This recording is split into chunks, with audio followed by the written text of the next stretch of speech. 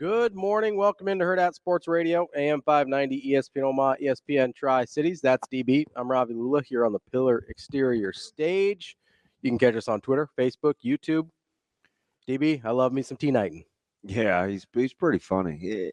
He and Jessica have it's a pretty funny relationship. Like she can get him. He's just got a really good personality.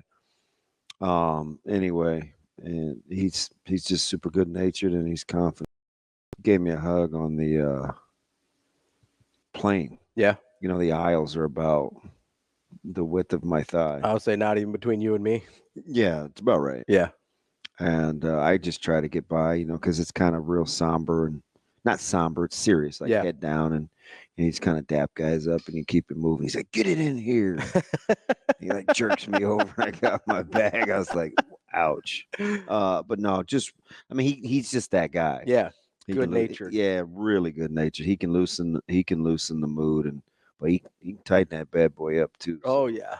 It just depends on what side of the street you're on. But yeah, it was an interesting conversation to say the least, because I think that team kind of goes with the tone of his D-line. Yeah. Now the secondary is close, but they kind of been not flying under the radar a little bit. I think they feel like that's fair. I think they're flying under the radar. I think they feel like they got a lot more in there because I think what they hear is, or what they feel is, everybody talks about everybody else on the defense, right? Nobody's really talked about anybody in the secondary, except you could maybe make the case for Sierra, right? You're right, but that's more like, oh, look how good he's doing for a backup. Yeah, and he's kind of squirrely, and so actors. So they like. I'll be curious. I said it last week. I threw it out there. Were they going to be business-like or toy? Yeah. So we'll see. I mean, they are back at the house, and I think I think they kind of been waiting on this one. You think so? Yeah, it seems like it. It's felt like a business-like week. So you know what I think the underlying. Okay. That's what it kind of feels like to me, because a lot of the coaches do some people think that? I don't know. Okay. I don't know. I've been all week. I've been trying to get a feel of what we think of Rutgers. Yeah, you asked me yesterday. I'm probably more confused on what we feel about Rutgers today than I was on Thursday, which is weird. Yeah, I honestly don't know either. Because I've heard. I mean, I answered yesterday that I think some people think that Rutgers is the boogeyman, right? That they're the better version of Nebraska. That Baba Yaga, the chupacabra, the one that you call to kill the boogeyman. Do you know who that is? No. That would be John Wick. You're a big John Wick guy. I am, and I stumbled into it. Did you watch all three of them in like one night? No, that was The Godfather, and I didn't quite. It went into the morning, and I turned off 3. But I did. That's a good decision. I did binge 1 and 2. First 2 were really good, though. Because when I watched it, 3 wasn't out yet. Oh, okay, yeah. But I was late to the party on John Wick. Sounds like you were late to the party on The Godfather too. Yeah. Peaky Blinders, which I was just knocking out episode after episode. Is great on the plane until B-Mac. We had the best TV setup going riding on the plane home. Yeah. He taught me how to do the Wi-Fi. So I had my computer open, so I had YouTube on that one. He showed me this little phone thing that can hold your phone on top of on the seat, which I didn't know. I thought it was just like a tray, but it has another little sneaky hidden device. I was like, wait, I don't want to have to use my hands. That's kind of how I said it too. So I had the top and bottom of the phone and laptop, and then he's sitting right next to me because Jess traded seats because those two were together, and I was stuck in the middle across the way. I was like, I want to go over there. I want to hang out with my friends. Yeah, so this was before we got there. And she's like, well, do you want to trade on the way back? And I was like, yeah, you got me? And she said yes. But then when we got on the plane to come back, she goes, she was just kidding. So I was like, damn it. I'm already sitting here. And she goes, no, I'm just joking. So she went and sat on the corner with Brandon. And we're like, okay, you watch this one. I'll watch this one up here. And then we'll watch. I mean, we were just knocking out. It was like being at home with Multiview. on the plane. Yeah. So I was chill, but I couldn't get the Rutgers Washington game out of my mind the night before because I'm the only EA who's still sitting in my hotel room because of, I won't say coach, watching the Central West Side game, right? So I'm just like, man, is Rutgers good? Is Washington good? Yeah.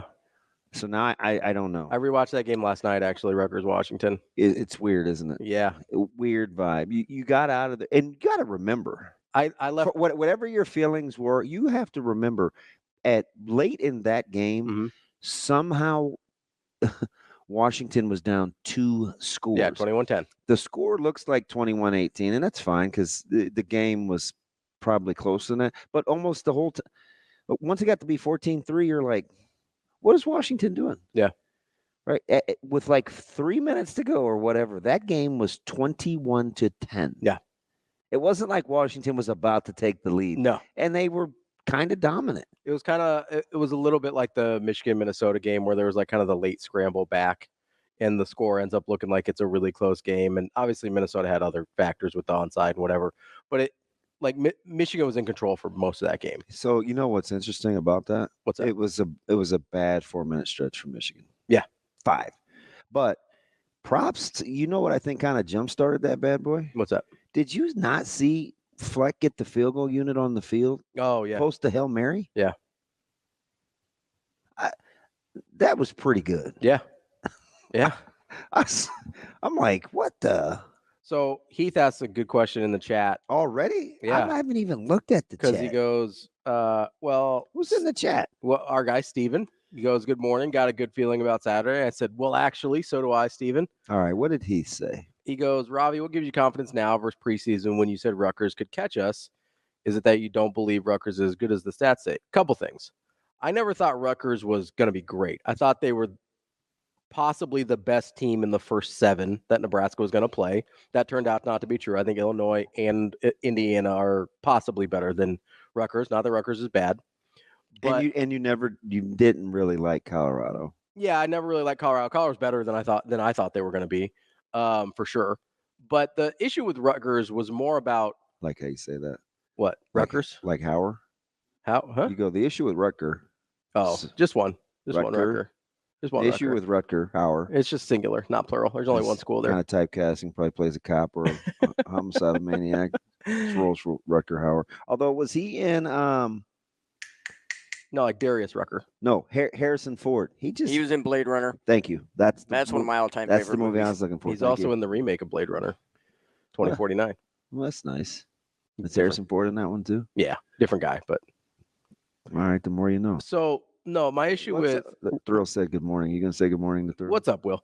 My issue with Rutgers isn't that who I think of them. That was more of a timing thing with the schedule. I didn't think they were getting through 7-0, and I was trying to find out what made the most sense for where they were going to lose.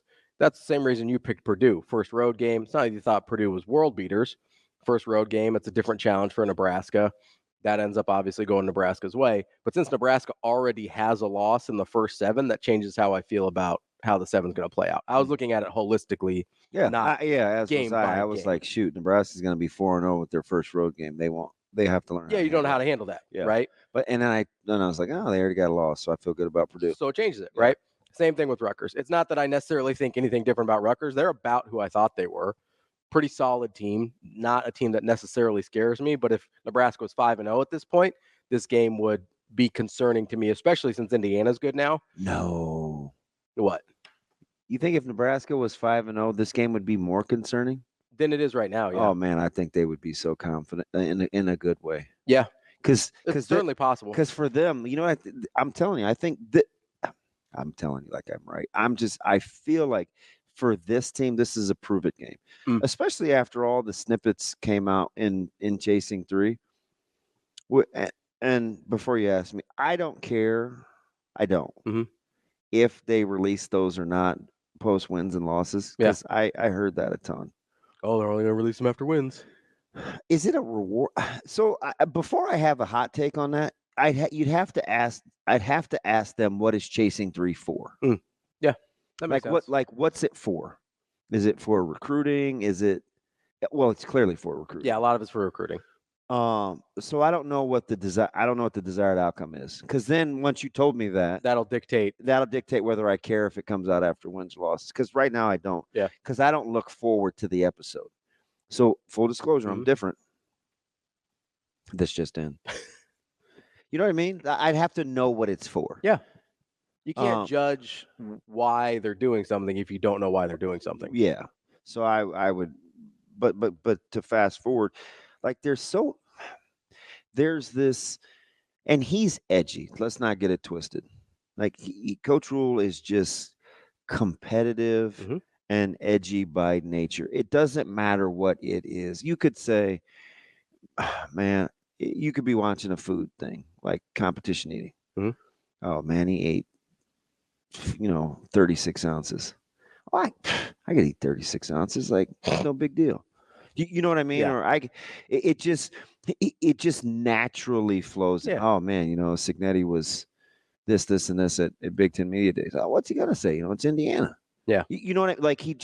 It's just kind of like that. So I don't have any problems with guys that stay on the gas. So I think when you hear him talk, it's always this prove it kind of tough mentality. I don't know if it's the walk on from the East Coast. I don't know if it's how he was reared, but he doesn't have any problems keeping receipts and being motivated because he's highly, highly competitive. So that's just what you hear all the time.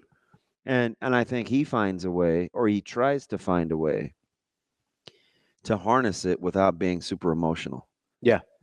But he has tons of emotion. Well, what did he tell us at Big Ten Media Days, right? You have emotion, don't be emotional. And the thing I think the thing that I like the most about him is there are flaws, but he manages them. Doesn't let it define him, and he still goes and gets it. Yeah. And I think that's how he wants the team to be. Yeah, I think so. So every time we hear him talk or motivate, that's always what it's about. There's kind of this prove it to your, it's prove it, but it's not to the, and I say this on the heels of him saying, all the stuff that people say about you out there, it's more prove it to yourself. Yeah.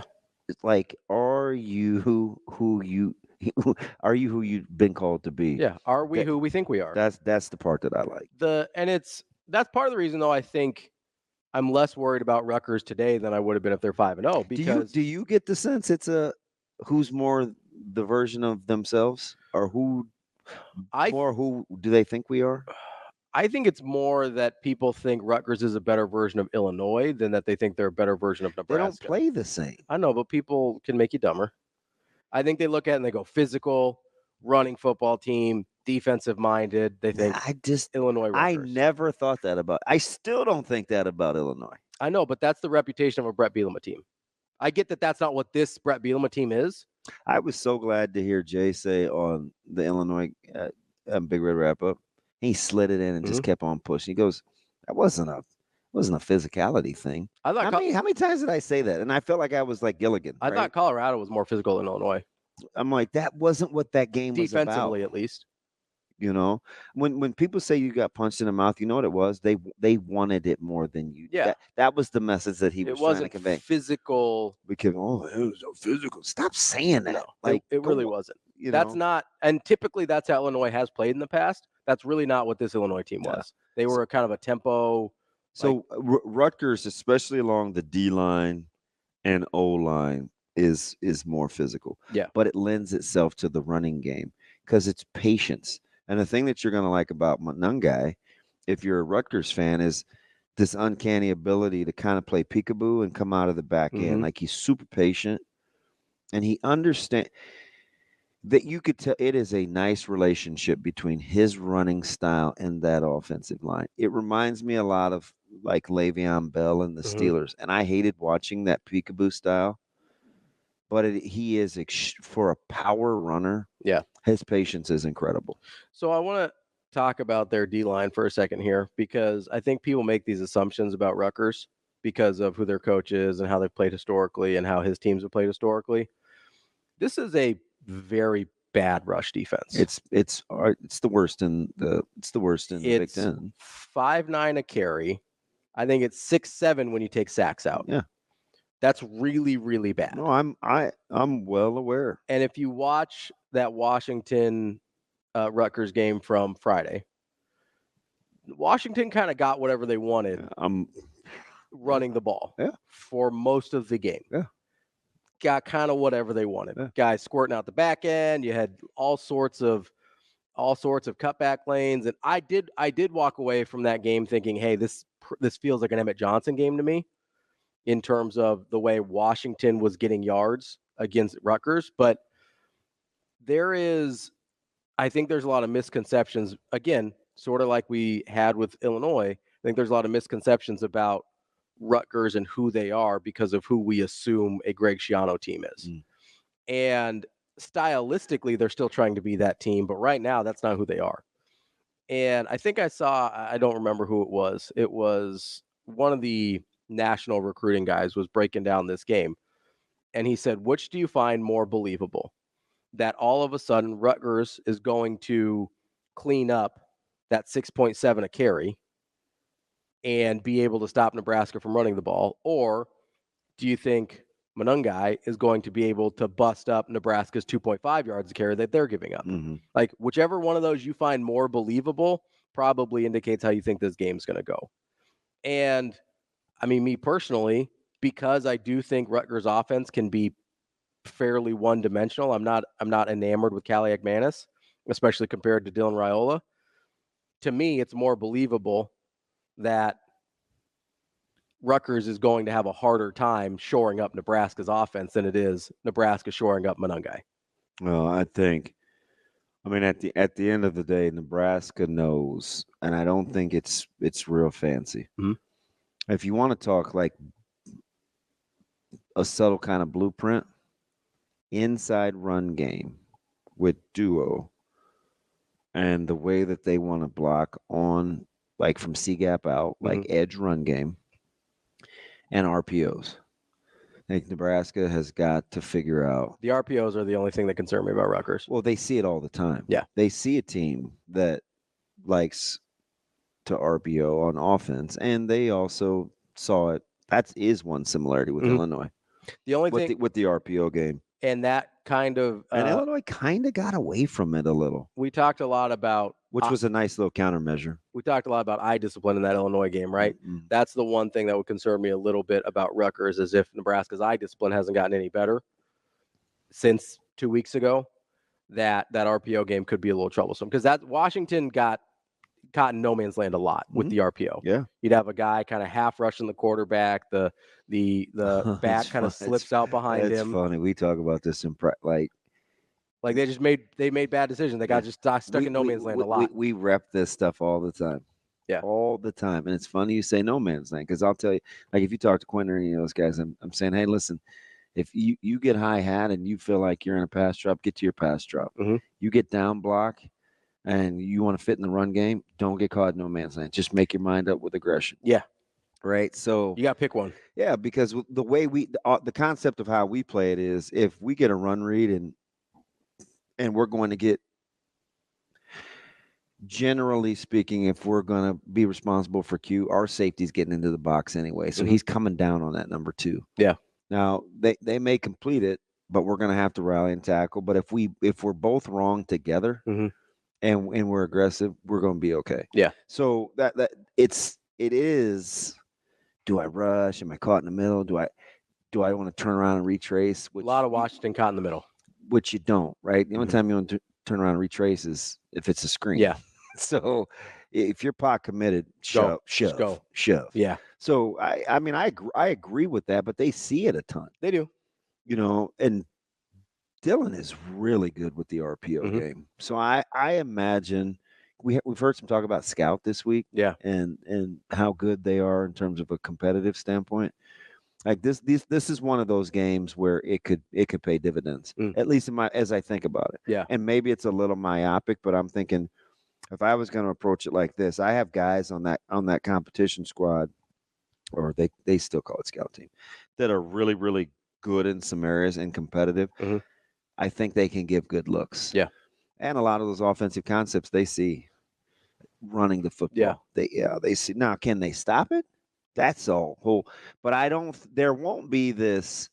No surprises. Yeah, I don't think you're going to hear like we hear in some post games where it's like, well, we thought, hey, they were playing man, and so they were trailing jet motion. Then they decided, well, they're outflanked, so they're going to they're just going to roll down into the box. You may see some of those in-game adjustments, but I'm not sure what Rutgers is going to do stylistically with what we've seen over the first 4 games. That's going to be their countermeasure. Yeah. So I would be curious to hear post-game, okay, well, we thought this, and they did this. Yeah, I'm also really curious, and we can talk about this in the next segment. I'm really curious about Rutgers' quarters coverage that we've heard quite a bit about, and kind of how they like to play their pass defense, because first thing I think of when I hear quarters coverage is like, okay, Dylan has kind of diced up zones this year. And yeah, you're going to make them make intermediate throws. Those are the throws that Dylan, I think, has been best on this year. Remember what I said on Monday about the weather? Yeah, that's going to matter. So he's been a touch guy. Yeah, he's got in finding those little bucket shots. Yeah.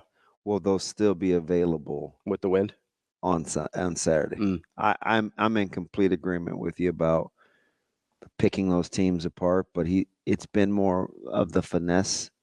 I'll be curious to see what the wind is actually doing. So I'm glad you brought that up, because I think you're right in one sense. There are some areas where I think it's been a little different. So I want to get to that coming up. Coming up on the show today, though, we've got Ben McLaughlin. He's part of the Husker Sports Network. Your guy, Benny Mack. He'll be at 8:45. We got Brian Edwards, our Vegas insider. 9, we've got Michael Bruntz, Husker 24/7. And 9:45, we wrap up the show with Bobby Deren, who covers Rutgers for 24/7 Sports. That's CB. I'm Ravi. We'll be back with more Hurrdat Sports Radio.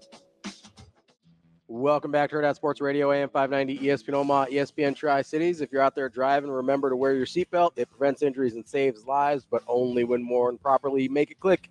This message from the NDOT Highway Safety Office. We're going to see what clicks for Nebraska on Saturday. Yeah. See what I did there? A little.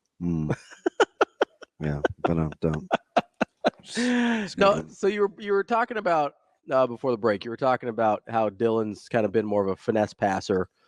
And I agree with you for the most part. The one place where it seems like he has let it rip a little bit more is intermediate throws, middle of the field. Outside the numbers, for sure. I mean, like the one he threw to Fedoni? Which one? It was pretty touchy. I mean, he's not putting a lot of air under it, obviously, because that's not going to work in the middle of the field.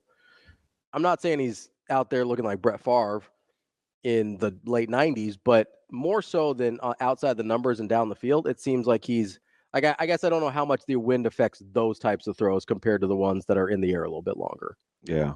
And I'm not sure. I mean, I don't know what the weather conditions are going to be like on Saturday either. If it's like what the forecast says it might be, it is certainly going to be interesting how Nebraska tries to play that. Well, the wind was weird in West Lafayette with when it decided to kick up, right? It kind of died down. Because it wasn't consistent? No, not at all. Yeah. And sometimes, BMAC and I were talking about this a little bit, like, third down, it might be kind of super swirling, and then a couple minutes later, it might just be super still. Mm-hmm. Like, it was just weird when the wind kicked up. Now, we thought you were going to get remnants from the hurricane, the hurricane. Yeah. But I think it obviously sprinkled a little bit, which was NBD, but the winds were sporadic. I think Memorial Stadium is vastly different, because anybody that's played there, I think one of the surprises that they'll come away with outside of Nebraska nice, and the fans said a lot of nice things to us, was the wind is different. It's like low-key kind of tricky. Yeah, and I usually, I'll what's the word I'm looking for? I'll defer to Jess, because she's on the field. Because a lot of times what we see with the flags is not what's really happening. Yeah. So it is different. So I think Sharpie asked her probably a handful of times a game what the wind is doing, because sometimes the flags, it's pretty misleading. So that, I mean, dealing with what they did in West Lafayette last week, I'm imagining more challenging than dealing with a consistent like heavy wind. Yeah, and I think it affects passing more than kicking most times. You think? And quarterbacks do have to adjust with the wind and with going against. But I mean, it's definitely something that Coach Rhule pays attention because we've heard at least he's brought it up several times, at least 4 or 5 times since last year.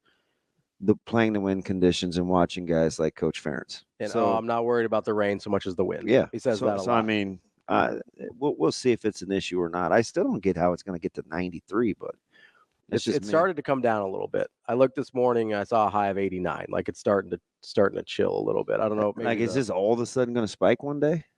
I mean, it's been weird. It was what 70 2 days ago, and then 56 this morning when I left. 85 the next day. I don't know, man. Doesn't feel like October, but that's all right. This is not going to be a weather game anyway. Well, I mean, I certainly hope not. That doesn't feel like if it ends up being a weather game, that doesn't seem like things went the way Nebraska wanted them to. I just don't see I don't know. Maybe some of it is looking at the total. But I don't expect a ton of points because I don't know how much Nebraska is going to have the ball, number one. Okay. And then the efficiency. I told you Blake had one of the greatest responses ever about red zone and getting inside the numbers. Yeah, the points per red zone possession and how many times you get there. Yeah, percentage. I mean, let's hope that this is the game that the dam breaks. But I'm totally with him about the narrative surrounding Nebraska's red zone offense it's not quite accurate yet. Yeah, I think it's a little misleading there for sure. Shoot, Trav said it was 95 in North Platte yesterday. Yeah, that's awful. What was it here yesterday? Like mid-80s? It wasn't 95. I don't even know if it was 85. It certainly was not 95. That's rough out there. That's incredible. Oh, stop. It ain't that far. It's 4 hours. That's out there. It's out there in our friends in central Nebraska. Believe me, I remember we took a boot in the rear end out there. I know exactly where it is. I've made a road trip to North Platte for high school football before. Yeah. Played good old Danny Woodhead in the state semifinals. Yeah, I think Tilford just scored again. I'm well aware. That's not a super fun place to play. No. That crowd. A little bit of a hornet's nest. That crowd was lit too. There was a moment where I was like, we better get on the bus pretty quick here after this one. I did get one nice piece of barbecue though.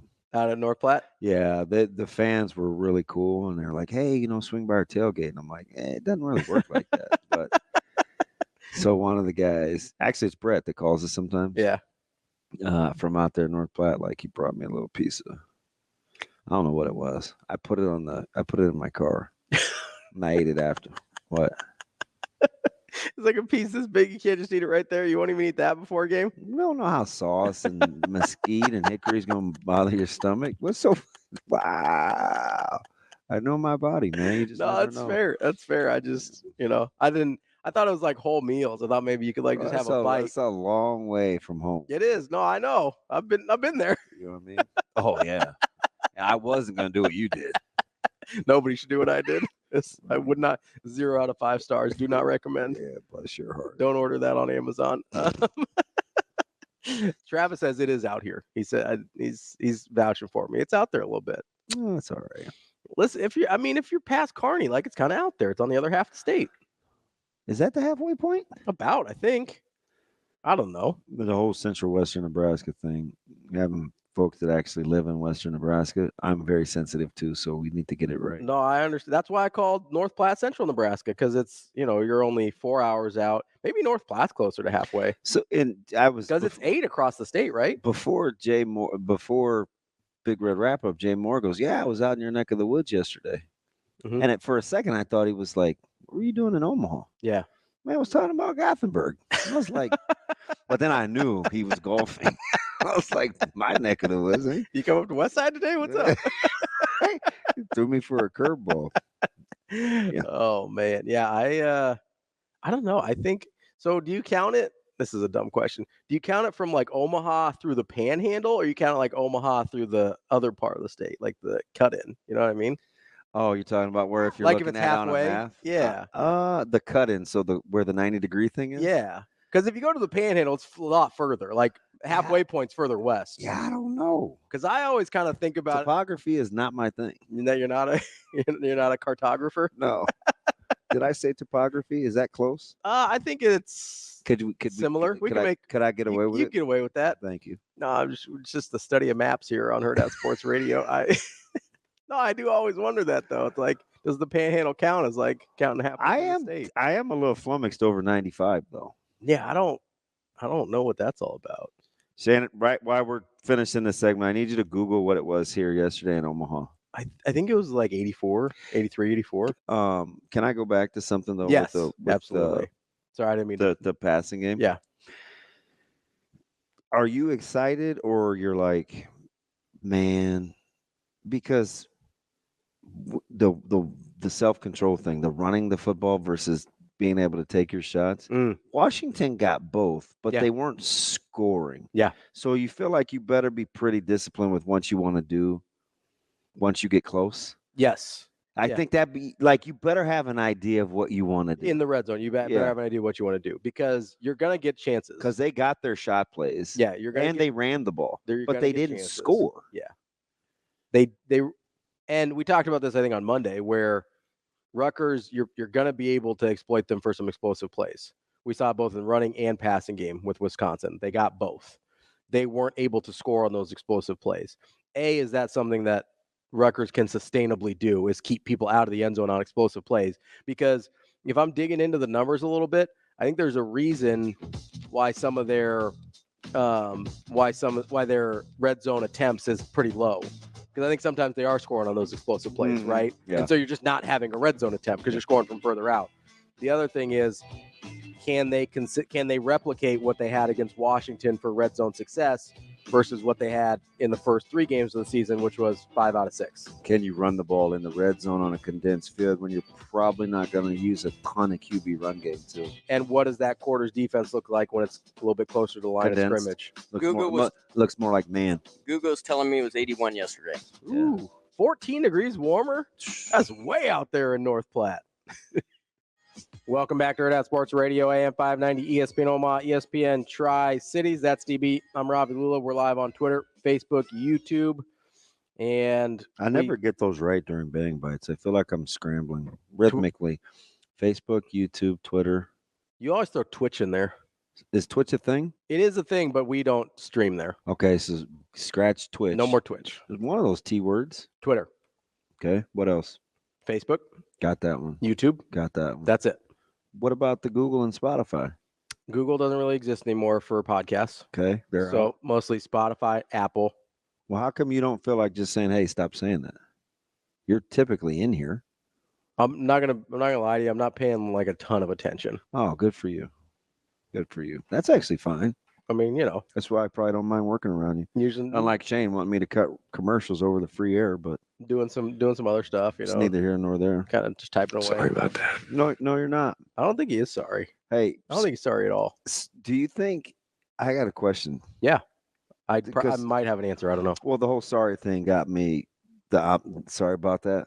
No, sorry about that. I'm not apologizing for like running around, coming in from practice, knowing that the Astros lost. Mm-hmm. Am I cool with that? I hate the Astros. Yeah, no, I don't love Jake Meyer. Hate the Astros. Astros can kick sand. Like it is. So where are they on like the list of kick rocks? I was doing pound sand and kick rocks. Yeah, they can kick sand. Gets a little messy. Is it because of the whole cheating thing? Yeah, I think, and the fact that had they played in 7 straight, they've been around too much. Familiarity breeds contempt. I don't know. We're not mad at the Chiefs. Some people are. A lot of people are. Oh, I am. A lot of people hate the Chiefs. No, I don't. A lot of people hate the Chiefs. I think a lot. I don't know about that. Hate might be strong. A lot of people are sick of the Chiefs. Well, I don't know. Every week I hear something about, the officials are rigging the game for the Chiefs. So I think that's Taylor Swift. I don't know if that's the Chiefs. Maybe, but if it wasn't Taylor Swift, I feel like it'd be something. Pat Mahomes is not unlikable. I don't think so. But let's not forget, we made Steph Curry unlikable for a second in this world too. So at least that had some merit. Taylor Swift, by the way, she's the absolute best thing about that organization. No, it's not. Wow, you can tell that's a dude that hates the Chiefs. So people were mad at Steph for the way that he was changing how little kids viewed the game. That's not his fault. Launching through. What I'm saying is, it wasn't a personality thing. I don't think with Steph. We got mad at two things: the fact that he changed, the kids thought that they could shoot 33 feet 3-pointers, and that they would chew on their mouthpiece. It wasn't his personality. But at the same time, we're not mad that Pat Mahomes is like, you don't have to set your feet when you throw the football. He's not unlikable. I don't think he is either. He doesn't say very much. He doesn't say a lot. Yeah, he's for as quiet. much as people put the mic in his face. Doesn't say a lot. He's pretty good. Yeah, he's pretty buttoned up. You know, because it would be easy for him to flub up, but he doesn't. Yeah. Oh, yeah. I mean, if I was that good at anything. I think people either like or dislike Taylor Swift. And, maybe they hate on Kelsey. Yeah. Andy Reid is a likable figure. I think Andy Reid is pretty universally likable. I love Andy Reid. But unless you're an Astros, nobody was cheering for the Astros. No, not a soul. They're kind of, I mean, they haven't risen to the level of the Yankees, but the Yankees I don't know, man. I think there's more vitriol with the Astros, though. Yeah. The Yankees is kind of just like that constant in your life. You're like, I don't really like this person, but they're just here. Isn't this just how you drew it up, though, with the Royals and the Tigers in the postseason? I mean, I had the Royals. I picked them in the first round. No. I liked them over the Orioles. I mean, that's crazy. I don't think they're going to be able to score enough to beat the Yankees.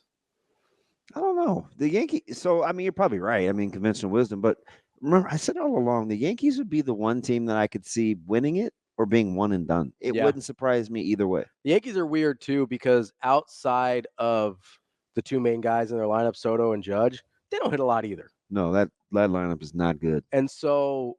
No, and I could say that out loud. If you can navigate, and I get that's like, well, yeah, just navigate around two of the best hitters in baseball. I get that. But like that lineup is workable outside of those guys. You see that a lot in the postseason. Yeah. Like how outside of the Orioles, how many people are pitching to Bobby Witt? That's neither here nor there. That's dumb. Wow. That's But dumb. are people don't pitch to Bobby I think Witt. You have to pitch to Ohtani in that lineup, but like why would you? Because that lineup's significantly Why would you pitch to Judge? I would never. No, I wouldn't even like it. If I had to pick one, I'd be like, "Hey, Soto, you try and beat me," because I'm not letting Judge. I'd try and get around both of them, but obviously that's at least more Soto's difficult. more apt to walk. Yeah, but that's a little more difficult than just pitching around one guy. But I'll take my chances with Soto. Do you trust Garrett Cole? Not really. He doesn't. I mean, I don't really have a good reason for it. Just gut reaction. That doesn't strike me as if I hand the ball to this guy, I feel really good. Yeah, I feel fine. But this is like old school. Yeah. This is like how I grew up. Late 70s, early 80s. You like the scores we're seeing? Yankees, Royals. Oh, yeah. George Brett days? Yeah. George Brett, Reggie Jackson? Yeah. Steve Balboni. Yeah. It's right in your wheelhouse. Do I like this? Do I like the scores? Yes. Like how the games are playing out? Yeah. Not a ton of homers. I told Shane and coming in, and I get hockey. But they're very similar. There's very few things that are better than postseason baseball. You know what's funny? And I think this is similar between the two. Gary hit that home run. Like, I don't know, man. Like postseason, and it's because I am you're a baseball guy at your core. But because I think baseball is ridiculous. Because baseball is totally a game of being good all the time. Sometimes isn't even good enough. You have to be good at the right time. Yeah. Well, that's the difference. That's baseball. That's the difference, especially between the regular season and the postseason, right? The regular season. Trust me, I'm a Kershaw guy. If you're good, I know his career 4.49 ERA and 13 in the postseason. If you're good in the regular, 500 isn't bad, but not that I memorize Kershaw's stats in the postseason. It's not weird or anything. I bet you his ERA is exactly 4.49. So there's two things there. One, I think hockey and baseball are similar in that to me they have the biggest leap between their regular season and postseason in terms of my enjoyability of them. Like postseason baseball and postseason hockey are, to me, have the biggest gap between that and the regular season. But the other thing is, baseball is weird because it's such a like a grind during the regular season, and then all of a sudden it's a sprint in October. And that's where you get if you're good most of the time, you'll be good in the regular season, right? It'll work out. You'll hit 100%. 300. You'll have 100%. A 3.0 ERA, whatever, right? You get to the postseason, that's where you have to be good at the right time. Yeah, it's weird. It's super weird. Like, how are the Orioles like booking tee times? Yeah, I don't know. Because I think that's a better team over the course of the regular season. I think they got healthy too late though. Yeah, to like kind of come together. But it was just weird watching them. Remember when they were like 22-14, and I'm like, it doesn't seem like the Orioles are great, even though they're. And I think that was exactly their record too. It was like 22-14 or something like that. And they were in first place at the time. Yeah, and, I don't know, but whatever happens with the Yankees would not surprise me one bit. Yeah, you could tell me anything. I do wonder, though, if the Guardians' offense can score enough, be consistent enough. Can the Tigers pitch enough? Apparently, it doesn't matter. Listen to what I'm telling you. Being good at the moment, that is totally AJ Hinch. Yeah. I mean, how many times have we seen guys... I told Hap they should call him AJ Witch. They're just saying his name wrong. It's October, spooky season. You got to watch out. It is weird.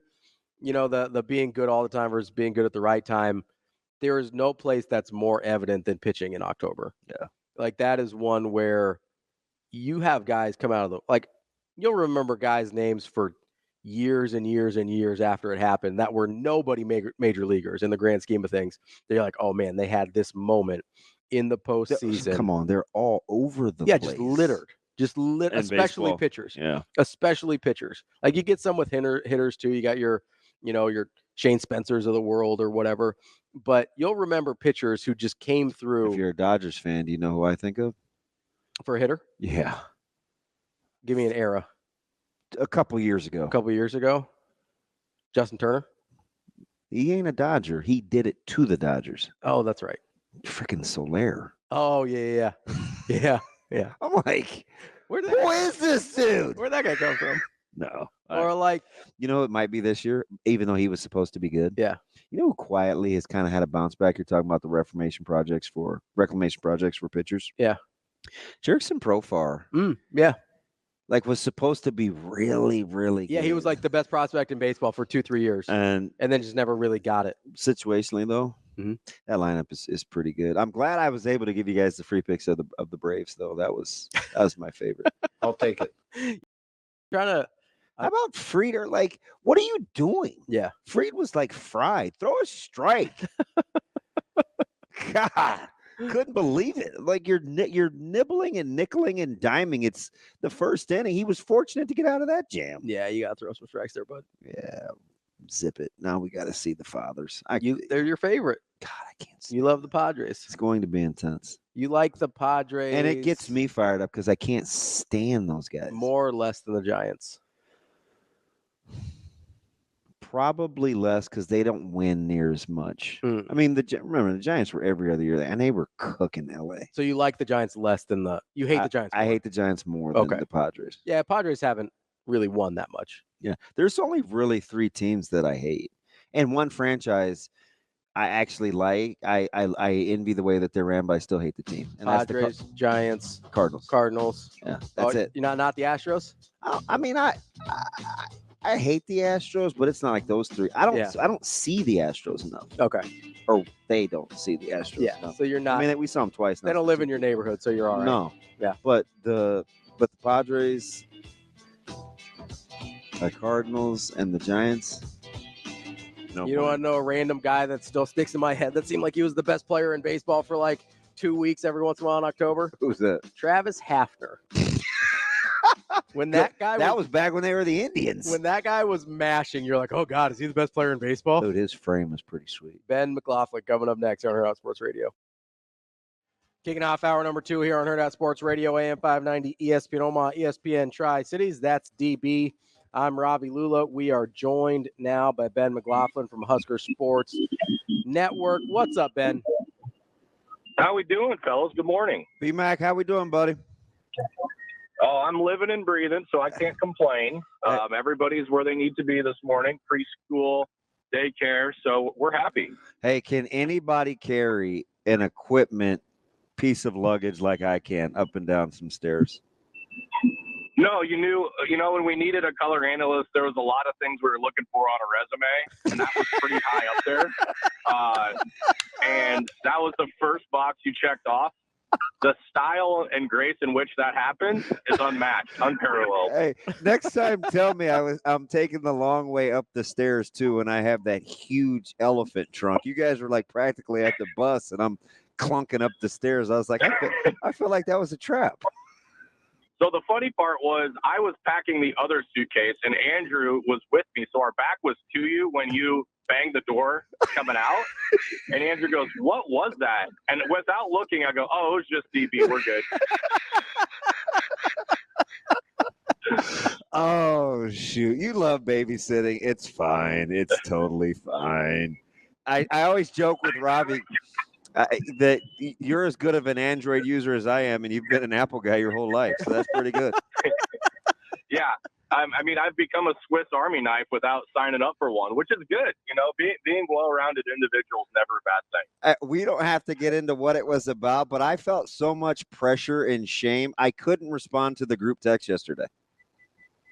I did not want to be the guy.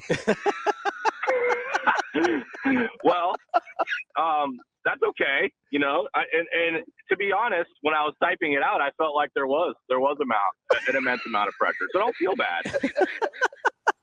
Anywho, we're just going through randoms, and we're going to get to all the Huskers in the postseason in baseball, which is pretty sweet. But sans my man Schwelly now, which, by the way, God darn it, do I hate the Padres.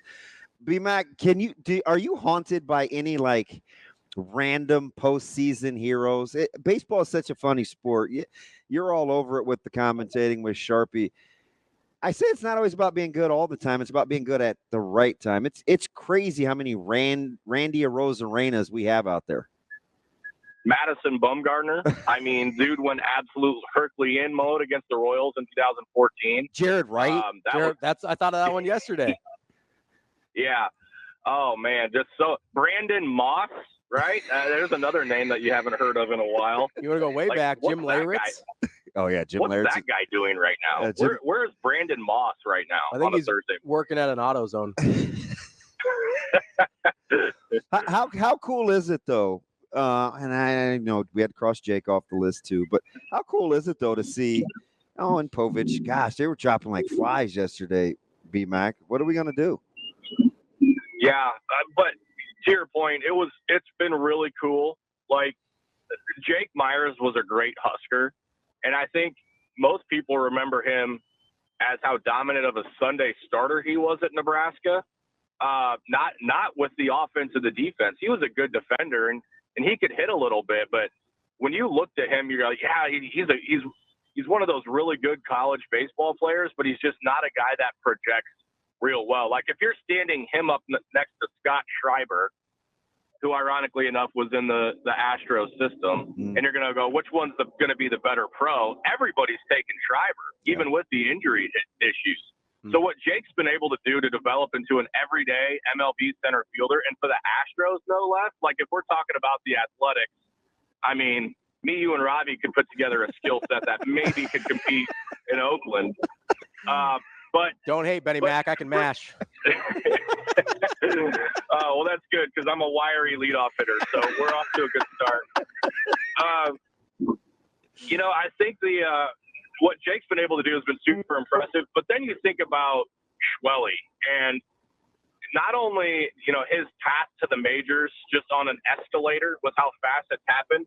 But you got to remember, this dude had Tommy John surgery post Nebraska, and he's already found his way to be not only at the big club, but they put the ball in his hand in the biggest game of the season for Atlanta, and he was up to the task with 7 innings and only allowed a run. So it's been really cool, and then even just kind of having some side chatter with those guys to bring it back to Nebraska during all this. It's been really fun and really cool. But as you said, Damon, it's the wrong teams are winning to get this run advanced a little bit further. But it's been a really cool season for Husker baseball fans. Hey, do you forget that Cade is only 24? It seems like his major league journey has been forever, and he's still just 24.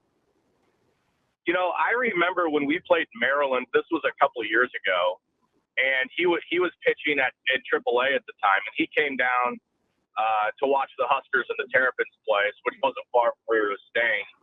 And he was utterly dominating at that point. Like, I think his ERA was under 2. His strikeout to walk ratio is always elite, but I think it was like eye-popping level at that time. And ever since about that time, we've been waiting for the Orioles to call him up. Now there are some situations in Baltimore with, the signing of Corbin Burns and some of those other pieces that led to the great season that they had that maybe slowed that process a little bit. But it's been awesome to see Cade. And that night that Povich and Schwelly pitched against each other was just magical. It was really, really cool. Will Bolt was there in Baltimore and was on both TV broadcasts. But you're right. Povich, from going from a JUCO in Arizona to a first-team All-Big Ten school in Nebraska to then being drafted and then, doing his thing in the minor leagues to get to where he is. It's been unprecedented this season that former Huskers has had. I know we wanted to see a little bit more of Jake Meyer, but we were talking earlier. I don't think either of us are too upset that the Astros aren't playing anymore. I'm not. I'm not crying about it now when I think about Myers. It does make me a little sad, but hey, that's a franchise that hasn't exactly suffered over the years. So one early departure in the playoffs isn't gonna hurt my feelings. Yeah, them having not suffered and them being insufferable is not the same thing. Mm-hmm. B-Mac, before we get to Nebraska football, we were making the comparison, and maybe not so much, and maybe the Mahomes thing will let us get into Rhule here in a sec, but who's more universally disliked, do you think, the Astros or the Chiefs? Man, and this is a hard one because I'm a Chiefs fan. I know it. The Chiefs never have outright cheated and got caught, but they just have Brittany and Jackson. Tough eggs. Oh man, you had to go there. You had to do it. Well, I can't take credit for it. It was my man Shane 402 on X. But between Taylor, Brittany, and Jackson, because Mahomes is really in my opinion, for his stage, is really likable. Well, and then you throw in his dad, right? Rashee Rice, who was turned into a really nice player before the knee injury, had his troubles in the offseason. Look, I get it. Like, I'm not around a lot of other Chiefs fans that are psychotic as I am. And so a lot of my friends like other teams, and I completely understand it. If I wasn't a Chiefs fan, I'd feel the exact same way. So I completely understand it. But to answer the question, I'm going to say the Astros just because they've never cheated, but we're in the same breath, what I think is saying something. And I'm going to be honest, that I lived through the Brody Croyle, Tyler Palco era, so I didn't ever think I'd get to the point to where we were threatening the Patriots for most disliked team in football. I'm just going to give you a shout out, Ben, because you know a quarterback that played for the Chiefs before Mahomes that wasn't Alex Smith. Bless your heart. People go from Mahomes to Todd Blackledge, and that's about it for some Chiefs fans. I'm like, wait a minute, do you even like those guys? I was a big Elvis Grbac guy personally.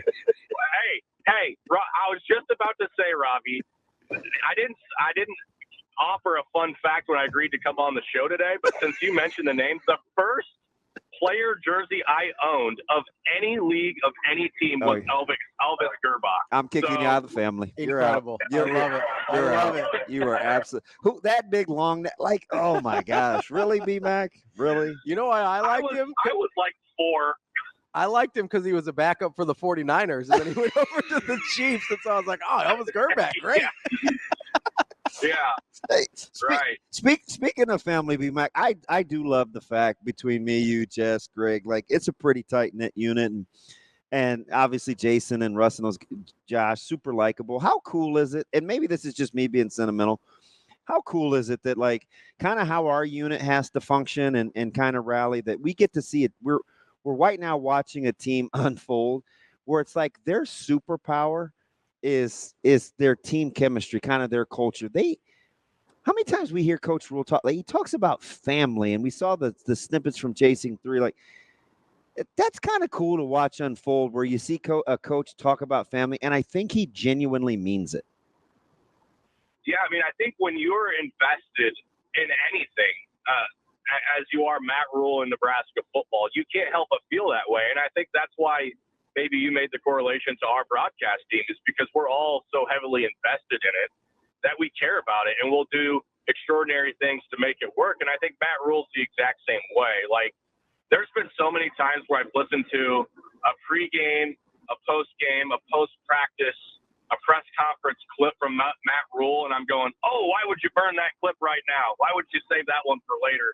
And he always has the trump card. Like, listening to him speak in the Chasing 3 series, listening to him speak in the press conference, he always has not only something to say, but something of value to say, something that's always going to perk the ears of his audience, which is his players. And it's always so good. And I don't know if it's off the cuff, like if he's just coming up with this on the spot, or he's spending time thinking about what he wants his message to be. But he's always saying the right things, the right way to his players. And I think that's contributing in a massive way to that culture, that family feeling that you're talking about, because you can't help but feel that when you hear him speak as passionately as he does to his players. Ben, I'm wondering, because a lot of times we hear, whether it's coaches or whoever, talk about family, or they talk about their culture or whatever, right? I mean, PJ Fleck comes to mind with the Row the Boat, and these guys that kind of try and build their reputation and programs around culture. And a lot of times from the outside looking in, we go, that's kind of cheesy, or though that seems fake or whatever. What about Coach Rhule in Nebraska because I think it feels genuine. It seems genuine. I agree with you. But what about it makes it seem that way, as when it's really easy to be sort of jaded about those types of things? That's a really good question, Ravi. And I think it's kind of a complicated question to answer, because everybody is going to have their own perception on what's real and what's phony, right? Like, to everybody outside of our state border, they'll probably have a different thought on it, outside of maybe Will Compton. Is going to have a different viewpoint on it than what we do here in Nebraska, because they haven't suffered the way that we have, right? Like, you look at how the games and the seasons have been ripped away from the calendar year over year over year. A lot of his players have felt that too. And so they need something to hold on to. They need something to start that proverbial snowball down the hill. And you're not just going to show up and start winning games, right? It's going to be done in the weight room. It's going to be done with their leaders. It's going to be done in the community. It's going to be done via the correct additions to your program. And the person that's in charge of it all, handling the puppet, so to speak, is Matt Rhule. And so, I think it's not only the power of his messaging, but it's what he's doing behind closed doors and behind the curtain that's contributing to this being authentic and genuine. It's not just him blowing smoke in front of a camera in a locker room. It's him kind of putting the cherry on the top of all the hard work done in the off season and since he's been here. So I think that's why it's coming off as genuine, is because, we're seeing guys like Coach Campbell, the strength coach, and the dividends being put in. You're seeing the finishing touches to the practice facility. You're seeing, what the messaging from new athletic director Troy Deren. All the things are kind of making sense, and I think that contributes to what you're saying about it being authentic. B-Mac, you can attest to this because you're sitting right next to me. I think that's the quietest that we've been with each other during half, because we were kind of at a loss for words. I looked at you. I said, I'm not even sure how to explain this or what I would say. But then we heard Coach Rhule talk to Jess, and he said, what he said about, hey, this is exactly what we need. This is in a close game. And as you know, that kind of changed my mood, right? I was like, hey, I think he's right. Like, they're moving the ball. At what point did you feel like, okay, just push through versus what is going on? Like, what was kind of going through your mind real time? What? Because, you got a great vantage point. I was going to say that. But, like, what was going through your mind real time? If I'm being completely honest, it took me a little longer to get there than maybe you did if you heard Coach Rhule was there. To me, it was after the first drive for Purdue in the third quarter where I go, okay, they've kind of took their swing and they missed. And they were doing it on broken. They were doing it on broken plays.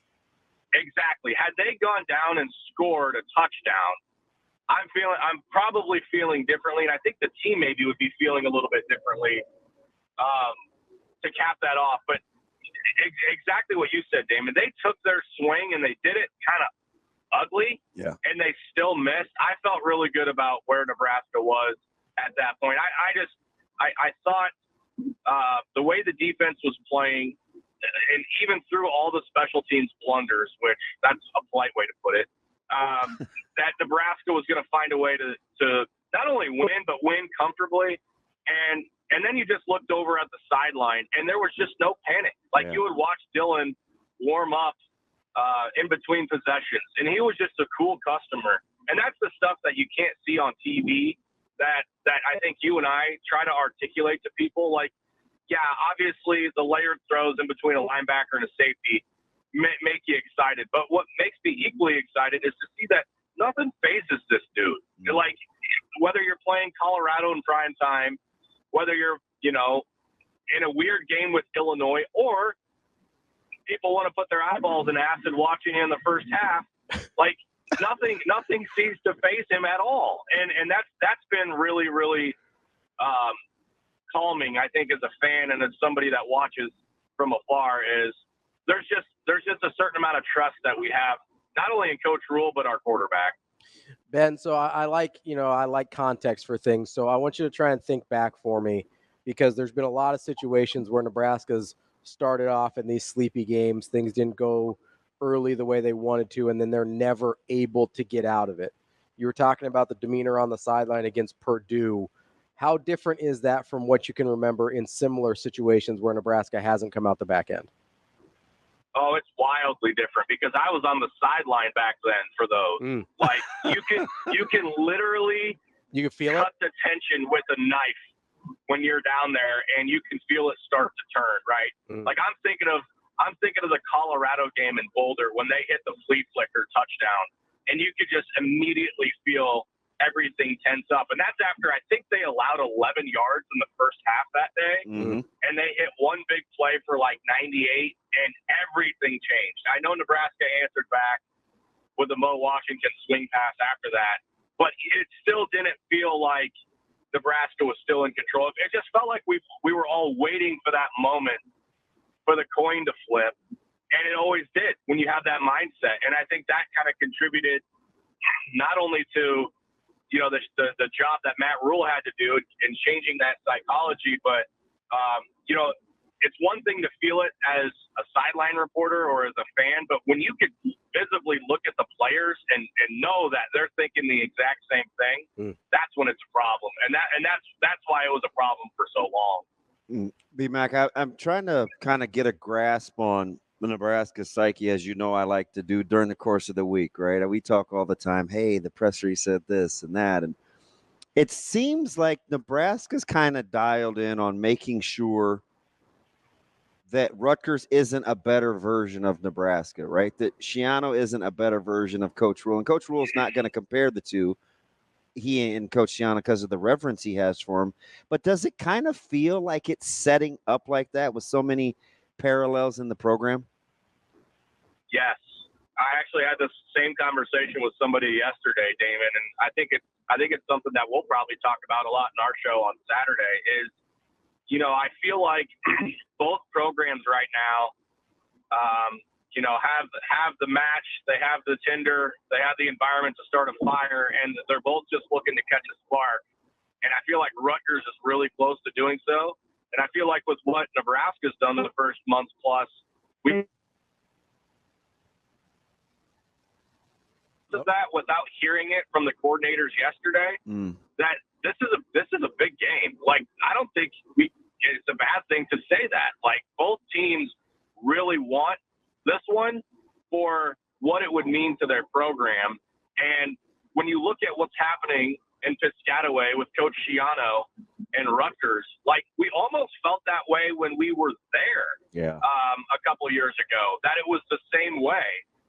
Granted, some circumstances have changed for them, but I do feel like there are so many parallels to where the teams are at and where they want to go from here that I don't have any qualms saying that I feel like Saturday's a big one. You could kind of tell in the pressers the brevity and kind of the answers. It was like, and there's a big difference between 5-1 and using the bye for rest and how to elevate versus 4-2, you trying to get some rest and trying to recalibrate. Right? Like there's a big difference between those two things. There 100% is, because you don't want those subconscious questions in your mind when you're getting treatment or you're prepping for your next game. Because as I mentioned before, like the players and the staff, like they're human just like we are. If Saturday doesn't go their way, like you're crazy if you don't believe there's going to be some intrusive thought creep into their mind. Now what they do with that and how they handle it, you know, could be completely different than in the past. But you would much rather just avoid that and win the game and stay the course. And as you said, Damon, be completely constructive in your bye week and focus on the right things, because you don't want any mental distractions for the back half of what's going to be a very tough back half of the season. Ben, I'll get you out of here on this real quick. DB was talking earlier about kind of the family you guys have as a broadcast team. How cool was it to see Purdue kind of give a little bit of love to your guy Sharpie? Well, it was unexpected, and that made it even better. You know, when we walked in there Friday night and had that waiting for us, that was, I mean, I think it gave all of us who were there kind of a moment for pause and just reflection. Because now that we're halfway through it, and you know, there was that Big Ten Network feature that kind of aired. People have been talking about it. Greg's kind of in the middle of it right now, where some of that attention's faded away. And he is still fighting every single day. Like, if people knew what he went through last week and this week to try and get ready for Saturday, like his battle is ongoing. And just to see somebody else recognize that and empathize with that, with the beautiful note and the hat that they left, and then the student section with the sign, it was amazing. It was really, really cool, and I know it meant a ton to him. So very, very thankful for Purdue for everything they did for Greg and for us. It really did mean a lot. That's our guy, Ben McLaughlin. Benny Mack. Hey, no more phony pin drops either, man. I know I'm in Lincoln this week. You got it. Thanks, guys. Hey, I appreciate you being DB's weekend babysitter, so I don't have to. Thanks, B. The least I can do. We'll talk to you later. He pin dropped Lucas Oil. And on the group text, they're like, hey, don't send him that. He'll go there.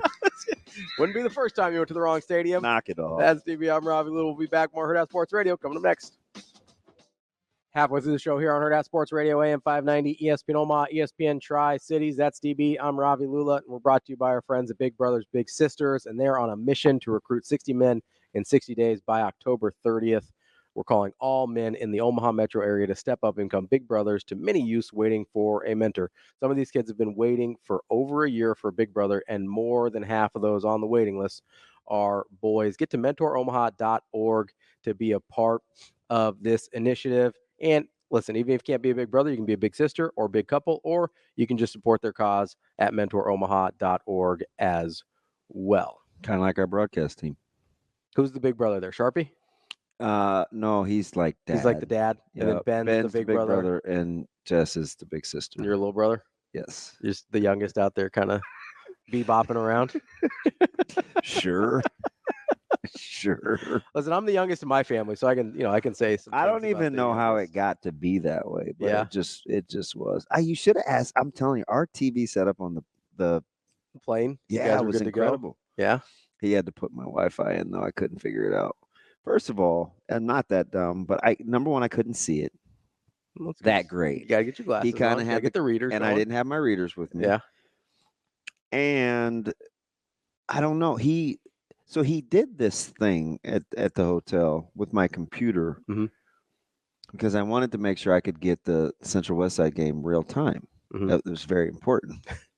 He did this thing where he looked at my internet speed, it had all these wheels. It looked like the inside of a grandfather clock. Yeah, he was doing a speed check. And he was like, oh man, 127 something. He goes, you're humming. You should be good. I'm like, can I do that all the time? Whenever you want. Just go. I'm going to do it right now. I'm going to do it right now for you. See, speed test. So he went to the net. Yeah, I looked at it. It looked Yeah, it was something like that. Yeah. So we're humming too. We're cooking. We're at 240 right now. And I'm like, we're cooking with gas. I need somebody to do that every time, but he could probably just teach me next time. It's really easy. You just Google speed test and hit the button. I don't think that's what he did. He might have gone to a specific site, but you can. There's a bunch of. It seemed like he was within my computer. They're in the machine. Zip it. I know, right? He's talking to me like I'm special. He's like, "Oh, you're acting that way." Oh, how are the older guys gonna take it? I don't know. He had me set up though. Hey, it's all good. It's good to have friends that can help you out. Yeah, it's good to. And he's for as funny as he is. Yeah. He's very regimented. Yeah. Yeah, he does not jack around. Just lockstep. No, does not mess around. He seems pretty like easygoing. I know, right? Like that would fool me. That's the duality of what makes him funny. That would fool me a little bit. Because I'm telling you. And you seem kind of buttoned up, but you're all over the place. Yeah. No, I'm only particular about some things. I know. You're very particular about those things. But 85%, everything else, you're just like 85%, I'm like, you're like, can you use my phone? Can you fix this? Can you run my computer? Yeah, I don't know. I don't know how to do anything. I was so mad. I was the only one that didn't get to go out. Yeah. For a good meal. Because you're watching some football. And I had, so I ended up door dashing sushi. Yeah. I gotta be honest, that's a dicey call. I know. Door dashing sushi. The time got away from me. So it was like they were still open type situation? Well, no, I just didn't want to eat certain things late. Okay. Because I knew we were leaving at 6, which was 5 your time. Yeah. And it was already 9. Yeah. So I'm like, I need to make sure everything is like done and passed by the time I leave. Mm-hmm. Do you know what I mean? Yeah. So I wasn't going to put a lot in there because there's a quick turnaround. Sushi is something I'm very particular. I love sushi. Well, I did look at like all the ratings. You like went through reviews and stuff? Yeah. It worries me once you kind of take it out of the place, like out of the restaurant. You're like getting delivery and stuff. There was a Harold's. I'd probably go a little safer. As in chicken? Yeah. And I passed. Yeah. Can you believe that? I don't even know what a Harold's chicken is. Oh, fudge. And there were they don't have them here. There right? were 2 steakhouses. I think they went to the Lafayette Brew Pub. They had Scotch eggs. And I looked at it on the menu and like they were like, "Hey, we can bring you something." Yeah. I thought about those Scotch eggs. I don't even know what a Scotch egg is. Oh, it's like a hard-boiled egg wrapped in sausage. Oh. I've smoked them with bacon around them. They're incredible. I don't really like hard-boiled eggs. So the first time I ever had them was like at Gate 25. This was probably 10 years ago, maybe. Okay. They used to be on the menu. Now. They're insane. Are they like breaded? No. Well, you can't. People have there's all sorts of versions. So I've seen some people deep fry them. A hard-boiled egg inside of a meatball, basically. Yes. They're incredible. That's a little dicey. No, it's not. I don't like hard-boiled eggs, so that's a tough spot for me to start. What? Yeah. Nah. Dude, the yolk gets all weird and dry and crumbly. Like I'm not trying to eat a hard-boiled egg. Nobody can do that. So I think hard-boiled eggs. They went to the brew pub. Some people went to grab steak, and I ate $23 sushi. Takeaway sushi. It was good though. Do you or any of the broadcasting team? Do you guys ever go to the movie with the team? No, we don't do anything with the team. Don't do it. Okay, except travel. Except for travel. Yeah, that's it. Yeah. Like, and we're not really like the team is the team. Mm-hmm. Like they go do their thing, and we do ours. Lock in. Yeah. Although you can like go in the dining, you can like grab drinks and stuff. Just not when they're having meetings. You got to stay on the other side of the hotel. Yeah. I told you my practice run on the stairs. You did. Yeah. I mean, after hearing your stadium stairs thing, it's probably a good thing you did a practice run at the hotel. Full disclosure.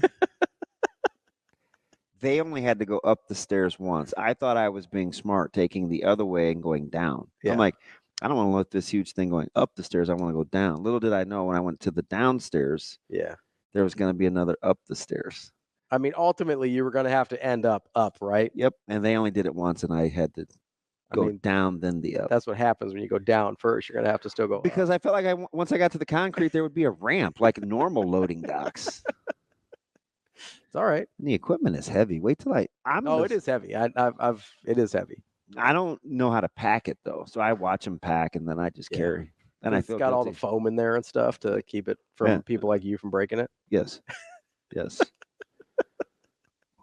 is 100% true. It's all right. You know, it happens to the best of us. It's fine. You're happy to be back at home though now? You don't have to worry about I don't love the 3:00 start though. Why is that? I think it's the absolute worst. Why? Because I'd rather be the middle of the day is the worst. Number one, our pregame show is 4 hours. Yeah.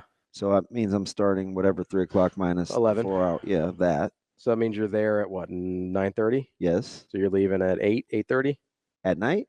No, the night. Or Yeah. The morning. Yes. That morning. Yep. Yeah. And then so that's an all day thing. Mhm. I'd rather either be at night. I mean, it's an all-day thing at night, though, too, isn't it? Kind of. It's just pushed back. But it's still, I mean, it's not like you're doing much beforehand. So at least for a 7 o'clock kick, I'm gonna So get you're there back at late. 3. Yeah. Ideally, it's an early kick. Put it to you like that. Okay. So like an 11. You'd rather wake up, get going. Because do you guys 4 hour for an 11 o'clock kick, too? Yeah. So you're there at 6? Which is why the first bus left at 6. Terrible. Terrible. Terrible. It's fine.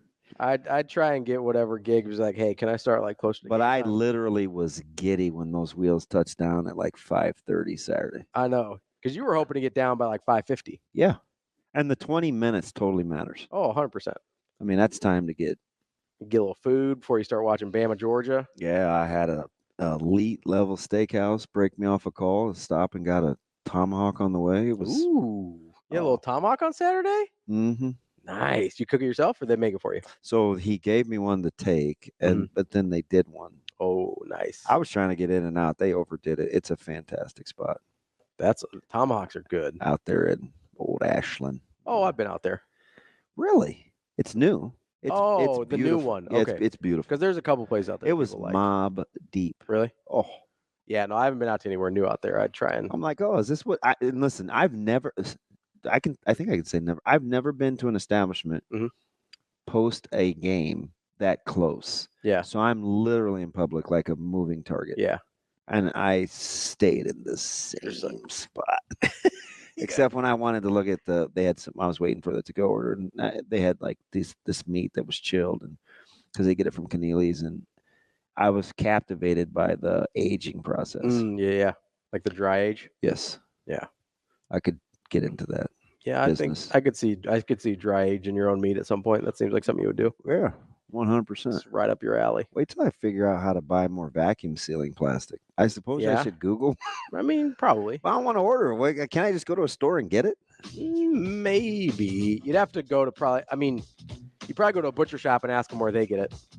The vacuum sealing plastic? Yeah. Because I have the machine. They would probably know. Be like, hey, I got a vacuum sealer. I need to get whatever. Much as I use it, I'd like to get it in bulk. Yeah, you might be best off. I bet like Restaurant Depot or somewhere has it. One of the restaurant places. Like right down here? Yeah, one of the supply places. They probably have it. Oh, yes. I don't know. I don't cook at home. I know. That's why I can't figure out how you spent $300 at Costco and didn't get like a griddle or something. Other stuff, man. Other stuff. We'll be back with Brian Edwards coming next here on Hurrdat Sports Radio. Wrapping up hour number 2 here on Hurrdat Sports Radio, AM 590, ESPN Omaha, ESPN Tri-Cities. We're live on Twitter, Facebook, YouTube. That's DB. I'm Ravi Lulla here on the Pillar Exterior stage. We're joined now by our guy, B. Edwards, Brian Edwards, our Vegas insider, MajorWager.com. What's up, B? What's up, fellas? How we doing? Good. We're bringing you back to the stream next week, B. It's not as much fun without seeing your face. The heck with the delay. He misses your bright, shining face. I do. I told Shane, I said, I'm over this, man. I try to get in a good mood, and I can't even make fun of you not being able to turn the microphone on or anything. Full disclosure, that's why he wants to do it. Is he wants to see you struggle with the button. Hey, when you're as bad with technology as I am, I need a sounding board. All right, I'm bad. Yeah. I'm real bad. I'm here for it because I'm equally as bad. That's all right. We'll bring you back in the stream next week. We can see all of each other's beautiful faces again. Oh, 2 of the 3 ain't bad. B, let's start with the NFL tonight. Bucs, who are playing, I think, better ball than just about anybody could have imagined versus the Falcons. Bucs are a 1.5 point dog. What do you like?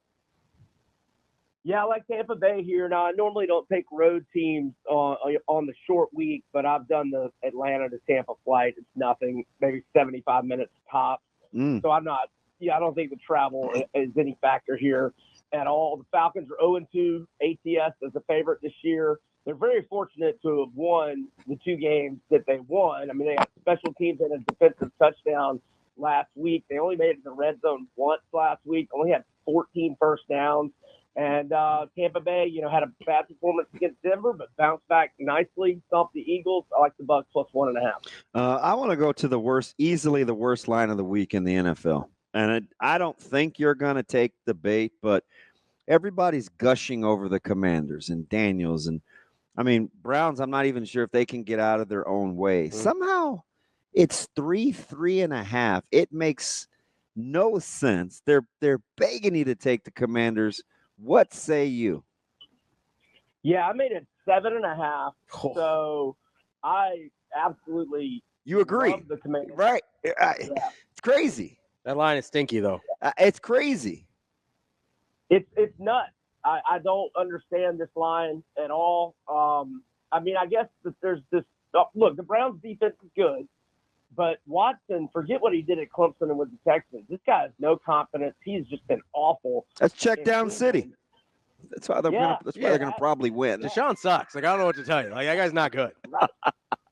There you go. That's it. And Jaden Daniels, man, right now, I know he's only 4 games into his career, but he's like top 5 in every quarterback stat, and he just looks fantastic.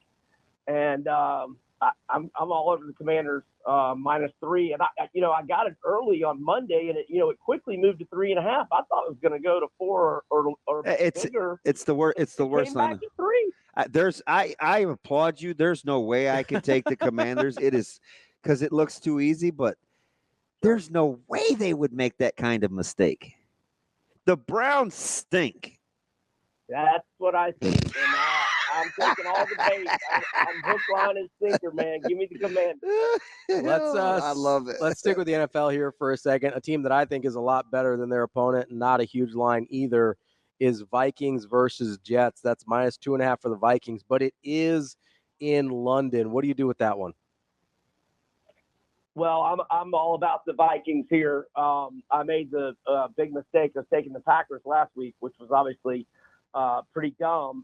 28-0 at Lambeau. Now they let them back in it, obviously, but they hold on. And the Jets looked awful last week. Now, that's kind of a recipe for disaster if you're going, well, they looked bad last week and this team looked great because, every week's a new week. But Minnesota just looks dynamite right now, and we have an enormous head coaching advantage. Give me the Vikings. So let's go to Shane's Raiders. I'm still not sure what to make of them. Are they good? Are they not good? The Broncos with the surprise victory over the Jets. They're at home, less than a key number though, just 2 in the hook for the Broncos. What do you like? So Bo Nix only had 60 passing yards last week, but unless I missed a fumble, and I don't think I saw a fumble in the box score, he took care of the ball. No turnovers the last 2 games, whereas he threw 4 interceptions the first 2 games, and that resulted in 2 losses. When you got a good defense and your quarterback's taking care of the football, which he has done in the last 2 weeks, that's a good recipe. And the Jets just don't – the Raiders, no Adams, and seemingly some chemistry issues. Give me the Broncos laying the small number at home, going for the 3rd win in a row. B, let's switch over to college here, and I'm going to ask you, how high would they have to make the number before you take Clemson against Florida State? You mean how high would they have to make it for me to take FSU? Yeah. Because I'm not we're not at 14. We're not even close for me. Right. Yeah, we're not even close, and it's not, 100% fade of FSU. Clemson had the bad second half against Georgia, and I know they haven't played like the stiffest competition since then, but they have just been lights out. Yeah, they've come around. Yeah, they really have. And, FSU's struggling. I don't think a whole lot of Brock Glenn. I just don't think the chemistry's right in that locker room. Clemson seems to be surging. I know it's a big number on the road, and that's normally not what I do. But yeah, I got now. If your number's 14.5, I buy the half point to the key number of 14. That's what I'm doing. I like Klubnik. I might buy it up to like 17 and a half. Klubnik, actually, that offense actually looks explosive. Clemson, yeah. I mean, yeah. If I could find some alternate lines, I would take Clemson. That's so much more than minus 14. If I could get plus money. Sure. This Florida State team is trash. Right? Yeah. The Gators and FSU are really struggling. Just playing in the mud. Just a couple of piggies down there. All right, I don't know about this one, B. I'm curious to get what you made the number. Rutgers plus 7 on the road here with our dear old Nebraska U. I made it pick 'em. And I like Rutgers. They're 12-5-1 ATS. Last 18 or all 18 games as a road dog during Shiano's second tour of duty. And they've been on the road once. They jumped on Vatek 14-0 in Blacksburg in the first quarter, led 23-7 early third. End up winning after the Hokies rallied. But Kaliakmanis, who I was kind of harsh on in the offseason, he's making me look silly. 7-1 TDI&T ratio. But I'll own my mistake and back him to hopefully get a cover. Monangai, one of the best running backs in the country. And, obviously you guys all out there watched the game. But, I think most people around the country that just saw the final don't realize Nebraska didn't score until 2:49 left in the third and got a late pick 6 as well. So kind of a misleading final with Nebraska last week. I like Rutgers plus the 7. B, let's go over to the ACC. Pitt and North Carolina. Pitt is a 2.5-point road favorite. What do you got? Yeah, I got to go with Pitt here. They've had 2 weeks to prepare, and Eli Holstein, the Alabama transfer quarterback, is just playing outstanding. 67.4 completion percentage, 1,186 passing yards, 12-2 TDI&T ratio, and he's also got 189 rushing yards, 2 touchdowns, and a 5.0 yards per carry average. And UNC, back-to-back tough ones, they get 70 hung on them by James Madison, and then they lose a heartbreaker at Duke, and they're number 94 in the nation in pass defense, 93 in scoring D. Pitt's 5th in the nation in scoring, 48.5 points per game. I like Pitt minus 2.5 at UNC. I'm glad this one's on your card. I asked Ravi about it. It's kind of flying under the radar for me in terms of it can reveal a lot to me games. Northwestern hosting Indiana, and apparently that's everybody's media darling in Bloomington. And Cignetti, if we don't get Kiffin, I'm okay. I know he's 63, but I mean, he doesn't act like it. I'm telling you that right now. Right? Yeah, he's got some fire. I mean, I would be okay if the Gators got him as our next coach. And Curtis Rourke did not play his best game last week. He threw 2 interceptions. They were -4 in turnover margin last week, and they still won and covered and won by 14 against Maryland. Maryland had to get a late touchdown to make it. They were down by 21. Northwestern, I just don't think a lot of them offensively. I know they've got a solid defense, but again here I'm laying double-digit chalk on the road, which is not like me. But Indiana's been hooking me up, and I'm going to stick with them. Give me the Hoosiers minus 13.5. B, let me ask you this: are you just totally over the hire from a smaller school to come to Florida after the Billy Napier experience? Are you dead set on finding a guy that's got power conference experience at this point? Yeah. And I know Cignetti will only have 1 year of Power 4 experience, but Indiana's been playing football since 1887, and they've never won 10, and they've only won 9 twice, and that was in 1945 and 1967. If you look at the rest of their schedule, I think Indiana's winning at least 9. But, yeah, we got McElwain. He had 3 years at Colorado State. That was a dud. Muschamp had no head coaching experience, and I love Muschamp, but, it just didn't work out. And, oh, gosh. Mullen had experience, though. Yeah, Mullen did. Yeah, correct. And Mullen worked great for 3 years, and it did just a really bad 1 year, and then only G5 for Napier. Yeah, I want to get a proven guy. I want Kiffin, and maybe last week I lost on Ole Miss. I lost that battle and that bet, but maybe I got closer to winning the war. Get Kiffin to Florida. Hopefully, that's what I'm hoping. So we'll see. But I'm okay with Cignetti if we don't get Kiffin. Hey, that's not a bad consolation prize. Beat, we appreciate the time as always. We'll talk to you next week. Thanks, guys. Have a great weekend. Appreciate it. That's Brian Edwards, our Vegas insider, majorwager.com. Make sure you go check out his stuff over there. Coming up next, we got Michael Bruntz, Husker 24/7, here on Hurrdat Sports Radio. Kicking off hour number 3 here on Hurrdat Sports Radio, AM 590, ESPN Omaha, ESPN Tri-Cities, KFOR in Lincoln. That's DB. I'm Ravi Lulla. We're joined now by Michael Bruntz from Husker 24/7. What's up, Bruntz? Hello. How's it going? Hello. How we doing? Not bad. What's up? So I'm gonna full disclosure, and Ben saw me do this at halftime when you told me that we need to wash our eyes out. I went to the bathroom. I put some hand sanitizer on my face. I scrubbed it. I washed it. I paper toweled down, and I went back to start the second half. How about that? That's pretty good. They didn't Purdue's like an engineering school. They didn't have like an eye wash station in there, like in case you get something in your eyes. I did it though. But before we get too heavily into Nebraska football, like, do you have your? We were talking about the playoffs, and we've obviously got some excited colleagues that are happy.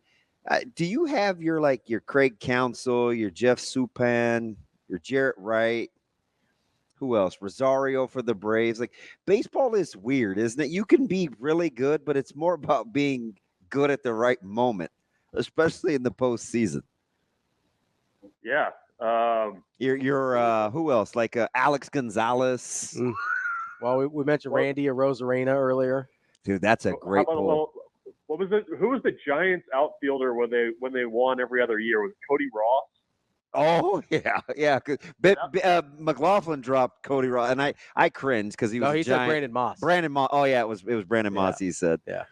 Yeah. No, I'm pretty sure that Cody Ross still will never buy a beer in the city of San Francisco ever. Like that, he was very average, but found a way to turn it on in the playoffs. Yeah. I mean, he was great. That's the one that comes to mind for me. Christopherson has his Gene Larkin. All these diehard Royals fans. Was it Chris Young in 2015? Like, how is this dude getting everybody out? Oh, yeah. Are you enjoying the postseason without? Well, you're kind of used to it, but do you enjoy the? I didn't mean anything by that, Brunsey.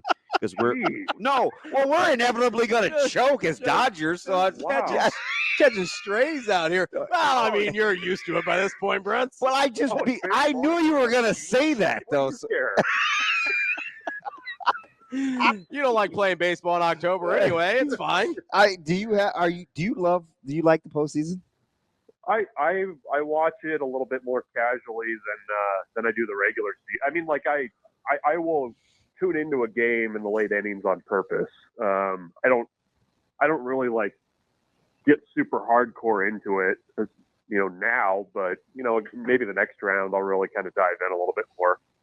The problem is it's like there's so much football going on right now that it's like, oh, there's baseball. I forget that sometimes. So that's probably a me problem, in the fact that my team is dead and I basically haven't paid attention to baseball since June, because that's what I do, right, Damon? Yeah. And then you got DB over. Sorry, Bruntz. Yeah. Hey, and full disclosure, like, you ought to feel pretty. That comes from a good spot, because like you're my resident. You're my on the road calming effect, right? It's like, I know sometimes you're like, God, get away from me, but sometimes like being around your personality helps, because you're not going to say much. Yeah, no, that's fine. I take no offense to your question. It's okay. To him just knifing you and then pouring salt in it. Here you go, bud. Yeah, I'm looking. It's called projection. I'm looking for. We have the Padres coming up, and so I'm pretty excitable over that, because I hate San Diego to the core. We had a text submission. I picked the Dodgers. I picked the Dodgers to beat the Guardians of the World Series. So I'm pulling for your. Not pulling for them, but I believe in them. Yeah, and I picked the Braves was my free pick last night, and I can't believe they let me down. Yeah. Fried was more like fried, considering he couldn't find the strike zone early. So it's like, what are we doing, bud? Like, this is a clincher. Can we get the ball over the plate and keep it in the yard? The way that they entered the playoffs didn't really generate much confidence that they were going to do much. So. Great, Bruntz. Thanks. Appreciate that. Too bad. That's awesome. Thank you. Thank you for your support. Oh, Bruntz. We had a text submission of Alcides Escobar as a rando. Yeah, well, let me guess who would have put that out there. I know a lot of Royals fans. Fudge. Wasn't Mitch Sherman, I guarantee you that. Could have been Sindelar. You don't know. Oh, is he a Royals guy too? Oh yeah, Sindelar's a big Royals guy. Fudge. Bruntz, do you know Alex Sindelar at all? I thought the Chris Young was a great pull. Chris Young's a really good pull. It's a very good pull. There's no 2015 without Chris Young. Wasn't he the guy that was like 6'10"? Yeah, it's like it's the wrong blue and white team while you guys keep, Didn't he have like a weird not a weird backstory, but wasn't he was like an Ivy League guy or something, right? I think so. He was like 6'10". He was like a soft tossing 6'10" guy, which is weird. Look at that guy. And then I think he was an Ivy Leaguer. I think he went to. I'm gonna have to look it up now. I think he went to like Yale or somewhere. Hey, so Bruntz, full disclosure, you were pretty calm at the half. I'm not just pumping you up and because you weren't super excitable, but was that more your personality or did you feel pretty good? No, I mean, I think it was probably me just coming to terms with what I just watched. Like, I mean, the special team stuff was like, hide the women and children bad. But I think the thing that was probably the most frustrating was just you felt like you completely dominated that half of football and you had nothing to show for it because the offense was driving the ball. They were moving it relatively well, and it felt like the defense really had things under control. And I think the prevailing feeling, at least it was that on my message board, it seemed like, was that Nebraska has. We talked about it going into that game. Nebraska's lost to bad Purdue teams there before by just not going in and taking care of business. And I thought it was interesting after the game and talking to players that I forget who it was, but it might have been Sire Wright, but he said that Matt Rhule was more calm. No, it's Ty Robinson. Matt Rhule was more calm at halftime of that game than he was at any of their other games. Like he's just peeling the paint against Colorado, but against Purdue was pretty calm. So I don't know. I mean, I think within the locker room over there, they felt like even though the first half didn't obviously go the way they wanted it to, that they were still going to win the fight, even though it was going to have to go a little bit longer than what they probably thought going in. That was interesting to hear Ty say that too, Bruntz, because at one point during the game, I said, God, and I jinxed it because he got the 15-yarder a little later, but I said, this is probably the most calm I've seen Coach Rhule on the sidelines given what was going on. And I also loved when he came out of the half, he told Jess, he said, listen, this is what it is. It's a close game. We got a chance to win. Our team needs this. Like, let's go play football. And for me, it was like an inspirational moment just listening because I'm like, well, yeah, why don't I just look at it like that? Like, this is an opportunity. And maybe that's what those guys were hearing at the half too. Well, I mean, I think a lot of times football coaches and players say that they don't pay attention to what's out there. I think Matt Rhule is very aware of what is out there about his team and the types of games that they've won and not won. And from talking to the players, he really hammered home the fact that, look, this is the type of game that people say that we don't win, where it's the tight games, where things maybe aren't going perfectly. And he told them flat out, this is an opportunity to change that narrative about what kind of a team we are. So I think guys really kind of hooked onto that. And, guys just kind of started making plays. I mean, I think there's been a lot of talk this week about John Bullock, and for good reason, but that third down stop that he had was huge on that drive coming out of halftime to force the field goal. And I think that kind of calmed things down a little bit, but I think I think they're very aware of kind of the big picture over there and kind of what team they are. And I legitimately think that there's still kind of this question of, okay, well, what kind of a team is this really? And, you kind of needed to have a game like that on the road, I think, to kind of get a sense of maybe where they're at, because for the most part that they've gotten up early and run away from teams, except for that Illinois game. So that was a different look that Nebraska kind of had to deal with there. We're talking with Michael Bruntz from Husker 24/7. Bruntz, as you kind of experience that consternation you were talking about at halftime, how much of it, because I've been trying to figure this out all week, is how much of it had to do with what you actually saw, like the special teams, for instance, right? Just how bad that was, what you actually saw either on Saturday or what you've seen from this team throughout the year, and how much of it really is just kind of the PTSD of what we've seen from teams that really have nothing to do with this specific team. Well, it's in the context of your question, it's kind of like, well, the field goal issues lead into the PTSD. Like the reason that the PTSD exists is because Nebraska has done things like they were doing in the kicking game. And I don't know. I mean, there should be legitimate concerns about the kicking game. I mean, when Sure. you can't make a field goal, basically when you got to get inside the 10 to make a field goal, that's a challenge for an offense that I think can move the ball relatively well, but is going to need to be able to cash in on some of those trips into opponent's territory. So, I think it's a legitimate concern. I think it's also kind of comes to the front of mind when it's just really kind of laid bare like that. I mean, and when you kind of dig into it a little bit more, it's not just, a guy hooking a kick. I mean, if you can't even get the snap back and you're switching snappers in and out of the game and things like that, I mean, it's not ideal by any means. So I think, to your question too, I mean, I think there is still a lingering feeling of, okay, we've watched this movie for 10 years where Nebraska's found new ways to lose close games.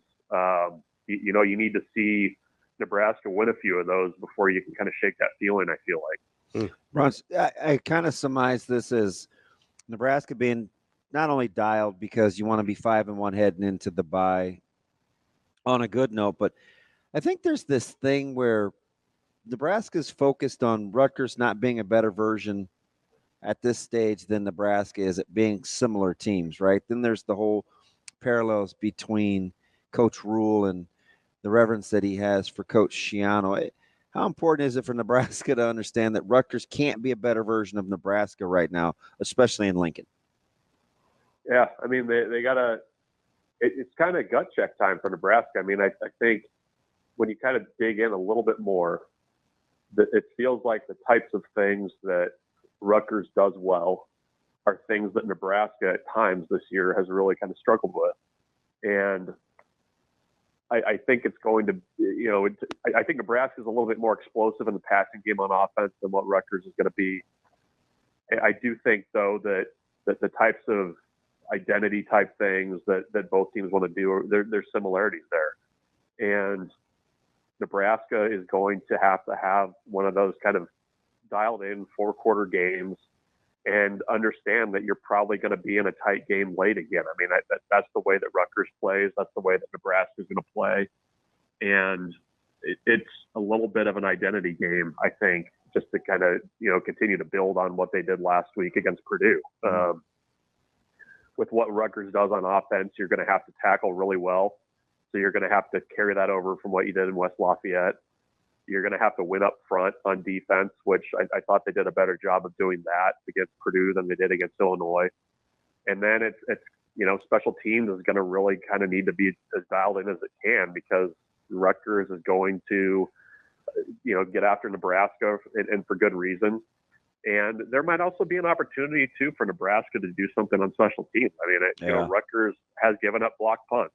If you look at the numbers, Rutgers' punt return defense is not very good nationally. They've given up a few big plays, so there might be an alleyway or two there if Nebraska can find it. So it's going to be a challenging game, and it's,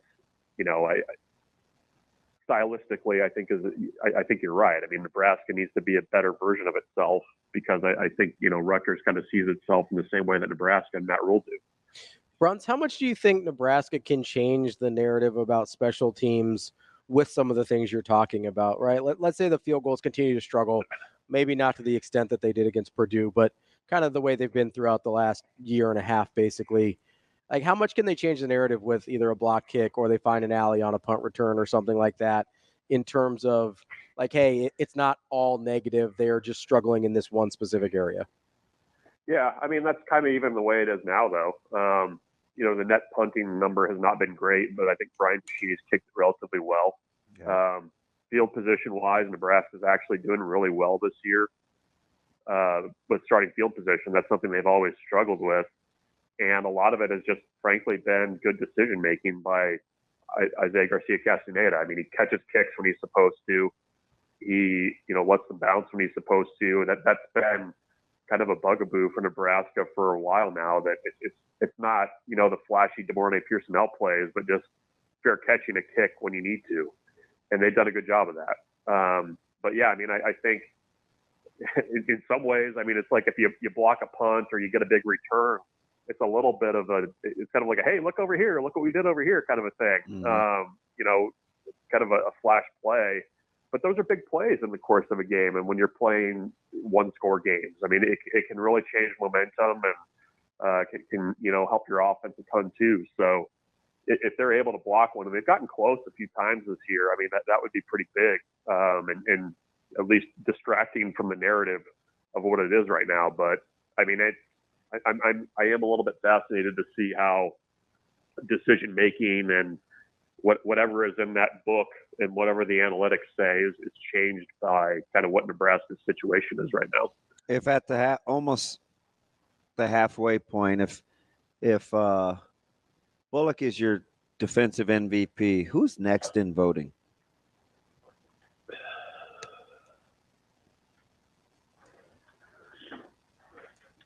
I would say I would go with Ty Robinson. I feel comfortable with that. I mean, I don't know that he had a great game against Illinois, but I think coming into the season, you were kind of hoping that what he could be this year would be cashing in on some of the plays that he was close to making at the end of last year. Mm. And I think for the most part, he's done a pretty nice job of that.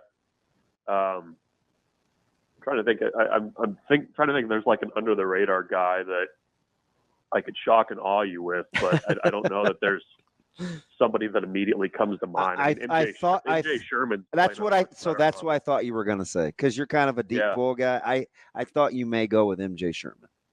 Yeah, I mean he's playing at a different level than what he has been, and I think he would deserve deserve to be in that conversation. But I think Ty Robinson probably. I think his impact probably gets overlooked a little bit because you're like, yeah, these are the plays that we kind of thought he should be making, but the fact that he's actually making them, is noteworthy. I know the NFL scout that I was sitting next to at West Lafayette was pretty bullish on what his prospects were going to be next spring. So there's that too. Were you more excited to sit next to NFL scouts or try to get a gauge on Cheez-It Bowl reps? What was the last part? I didn't catch it. Or I said, were you more excited to sit next to NFL scouts or to try to get a good gauge on Cheez-It Bowl reps the week before? Well, were they there? Were the Cheez-It Bowls? No. I would have texted you. No. I just wanted to see. I would have been watching to see if he was just going to flip Cheez-Its, but no. I knew you were equally as excited, so I just was curious. I would have. I was gonna say I didn't see the trail of Cheez-Its around the press box, so I didn't think they were there. What'd you do with all the Werther wrappers? BC was just inhaling those during the Vikings Packers game. There were some nerves in the second half. It was like those Werthers were like, give me another Werther. Yeah. So, Bruntz, my man is turning and burning wrapped candy. You got people under 70 choosing just to smash Werthers. Is that what I'm understanding? Ask Brian the next time you have him on next week. He's a big Werther's guy, and there's apparently he has assured me, and I've not tried these, but there has been big technological advancements in what Werther's is doing. There's like a chewy Werther's now that that Brian swears by, and I can't pretend like I wasn't also having some in the car too. But it was the greatest. It was the greatest no context picture ever. That you, I was in tears. The fact that BC is up on like the latest Werther's breaking news and technological advancements is the most like on brand thing I've ever heard in my life. Tracks, right? It's hilarious. Yeah. No, ask him. He'll get up on the table for Chewy Werther's. But Bruntz, let's switch to the other side of the ball, and I'm going to take Dylan Riola out of the equation here. I'll ask the same question that DB asked. Who's your offensive MVP outside of Dylan Riola through the first 5-6 games of the season? Oh, that's tough. It is tough.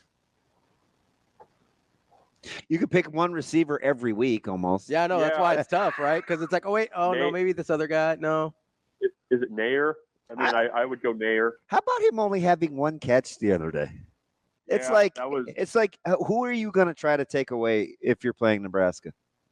Yeah, I mean that, and I felt like a little bit like the previous 2 weeks that Jamal Banks has kind of been like the distraction, right? Like, we're just going to send you on routes and let Travis Hunter chase you and hope that, we can hurt the other guys. But I don't know. It's a tough question. I mean, you could say Emmett Johnson at times. I think you could say Banks at times. I mean, I don't. It's Riola and then like the whole cast of characters, and I feel like that's kind of. I don't know. I mean, that's just there's a depth there. I don't. You could say Ja'Cory Barney, I guess, just based on the last couple of games. I think he's going to be more in that conversation by the time the season's over. But I don't think there's like a front runner in that group of like, hey, this is the guy. Is there? Like there is kind of on defense. Is there a specific lineman that you would like look at as standing above the others, or is it kind of a unit for you? Probably the group. I mean, I've been impressed with what Gunnar Gatula's stepped in and done. I mean. When you consider that this is basically your third string left tackle and you put him in there and you didn't even really notice he was there, that's a pretty good sign. He's been steady, but I don't know. I think it's probably just the group. I mean, I think that's the strength of the line right now is just that you can kind of plug and play guys a little bit and not really miss all that much. Hey, Bruntz, how many receivers do you think Nebraska has with double-digit catches, including hand sweeps? For the year? Yeah. Oh, double digits. I don't know, 6, 7. Not bad. Like 5. 5? Yeah. Okay. That's kind of it seems like a lot. Yeah. Yeah. I mean, it is. That is a lot. And the guy that we think is the most explosive hasn't really done it with traditional pass catching. He's done it with running with the other stuff because he has the lowest yards per catch average, which doesn't seem right. Yeah. Yeah. They spread it around. That's a good thing, though. That's our guy, Michael Bruntz, Husker 24/7. Bruntsy, we appreciate it as always. We'll talk to you next week. Sounds good, guys. Thanks. See if I can get some Cheez-Its into the booth for you on Saturday. That's our guy, Michael Bruntz, Husker 24/7. He was so chill during half. I was like, that's how he is, though. And it literally was just me and him in the hallway. That's just it. How he is. I don't know where everybody else was. They're also pretty chill over at Game Day Men's Health, and they've got some stuff that you maybe haven't even heard of yet. One of them, peptide therapies. It could seriously change your game. These cutting-edge treatments can help with muscle growth, recovery, even skin health, all while being paired with more traditional treatments like testosterone replacement programs. With Game Day Men's Health, you're not just a number on a screen. They customize things to your health. Go to GameDayMen'sHealth.com/Southwest-Omaha to find out more, make appointments, and get all the info you need. Coming up next, we got more Hurrdat Sports Radio. Welcome back to Hurrdat Sports Radio, AM 590, ESPN Omaha, ESPN Tri-Cities, KFOR in Lincoln. That's DB. I'm Ravi, Lulla, live on Twitter, Facebook, YouTube, here on the Pillar Exterior stage. It is time for Bet On It, brought to you by Warhorse Sportsbook and Warhorse Casino. Don't forget, every Saturday this month in Omaha. You can get out to the Warhorse Casino, and one lucky guest will win $10,000 in cash. We'll have a grand prize drawing every Saturday in October at 10:30 p.m. But go hang out before that because you can get $500 of free slot play every 30 minutes from 6 p.m. to 10 p.m. only at Warhorse Casino. Go to warhorsecasino.com for more details. DB. What do you want now? I want to know what you're betting on. I don't know. You don't know yet? I'm going to bet on the fact that I can't stand Steve Pierce. You're not a big Steve Pierce guy. Yeah, and everybody's probably like, who? Exactly. That's kind of the point. Unless you're a Red Sox fan. That's kind of the point because he's even like the moment isn't forgettable, but he's even forgettable as a Red Sox. Like even for Red Sox I'm surprised fans. you didn't bring him up. Because he's forgettable. Like the moment, I remember as soon as you said his name, the moment clicked in for me. But like I don't know that I would have come up with his name. Yeah, that's your point, right? That's one time I clearly remember because you asked me. Somehow it came up if we'd shut the TV off.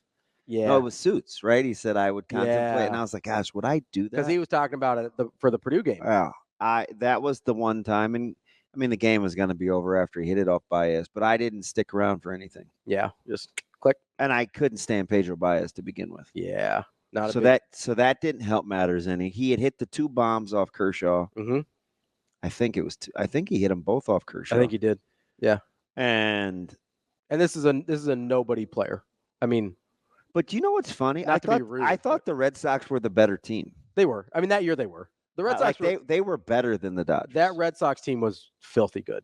Like really, so really good. But that's why it's so weird that it was Steve Pierce that beat you. And I'm pretty sure he won MVP. World Series MVP? Man, I don't think so. I do. I'm looking it up right now. I do. I'm telling you, he hit like 3 or 4 dongs. He was you're right. He was the World Series MVP. You're right. And do you know why I remember though? Why? Because I couldn't stand Pedro Baez. It took him.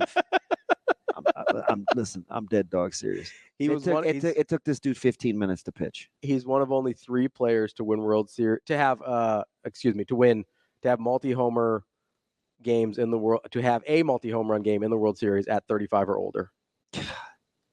It's him, Babe Ruth, and Ted Klaczewski. Unbelievable. That's Steve Pierce.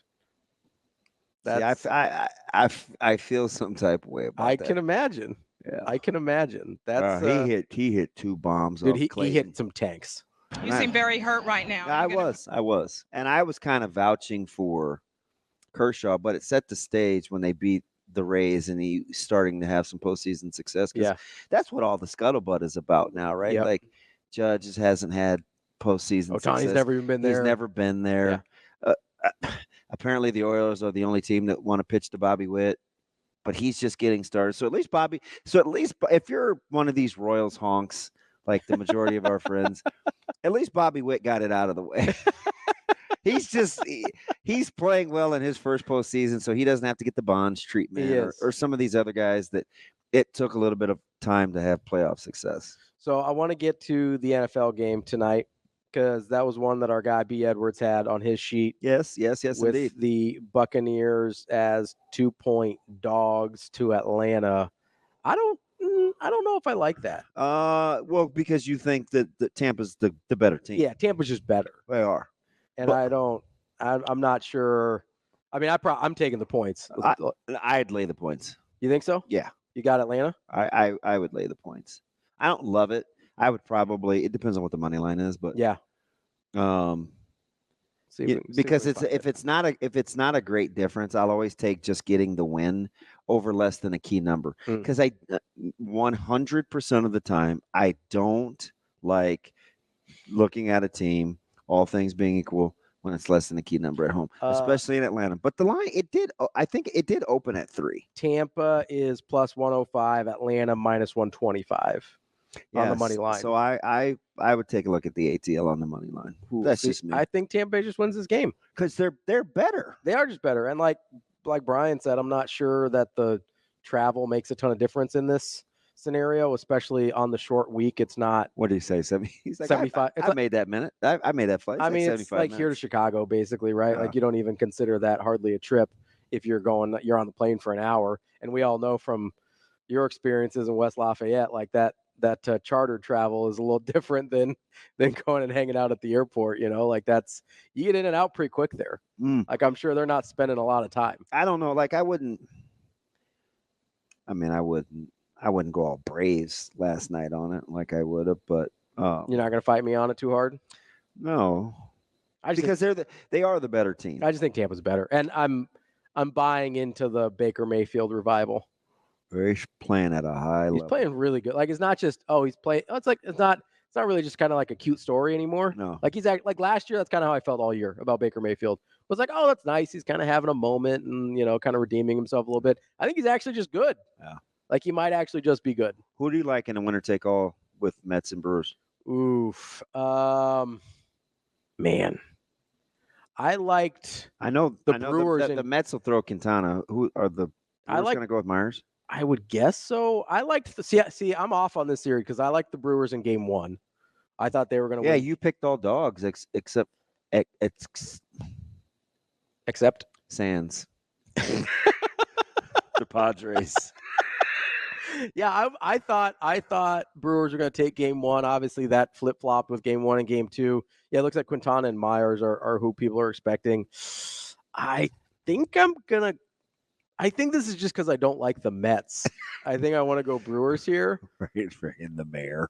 But yeah, I just don't like the Mets. I don't. You know what it is? What? It's because I kind of had an affinity for the Braves back in like the Chipper. I like Chipper Jones a lot. Oh my gosh! Really? Yeah, I was a Chipper Jones guy. Figures. Why? Similar personalities, at least of what I know about him. Well, we're both... very sarcastic, very snarky, very matter of fact. He was just a good ball player. I liked him. So he called him a ball player. What are you, 70? He's a good ball player. Wow. You went all sort of old man on me. I turn into like a 90-year-old when I talk baseball. Good ball player. Sorry, Mayor. Got a strong jaw. No, he's a diehard. So you know what it is? When I first started watching sports was like regularly and can remember watching games a lot. It was like 94, 95. And Chipper Jones was a rookie in 95. Like that was a big, so like he was formative for me. It's fine. I like Chipper Jones. It's fine. And the Mets were always mean to Chipper Jones, so they always call him Larry, and so I didn't like the Mets. I honestly think that's what it is. Like I have sort of a gut reaction, like a visceral disdain for the Mets. You like the people that nobody else does, and I think it's because they called him Larry, and I didn't like it. Wow. So I don't have a good feel on the Mets. I also just think it's kind of funny that they spent all this money and were still like really bad a couple years ago and like barely like struggled to make the playoffs. It's like, yeah, that's not really how you build teams in a sustainable at least way. they put an effort in. I do appreciate that they're trying, right? Well, you chiming in like Big Ben over there. Like, what do you care? You can't even decide. You can't even decide between the Lions and the Tigers right now. And the Bears. Oh my! I'll take a Mets over an A's poverty situation any day of the week. Not even just in terms of the results, but like I would rather lose trying and spending money and knowing my ownership cares and wants to make an effort than I would being like, hey, we're gonna have the lowest payroll in baseball by 50%. Are series prices out yet? I don't think so. I haven't seen them.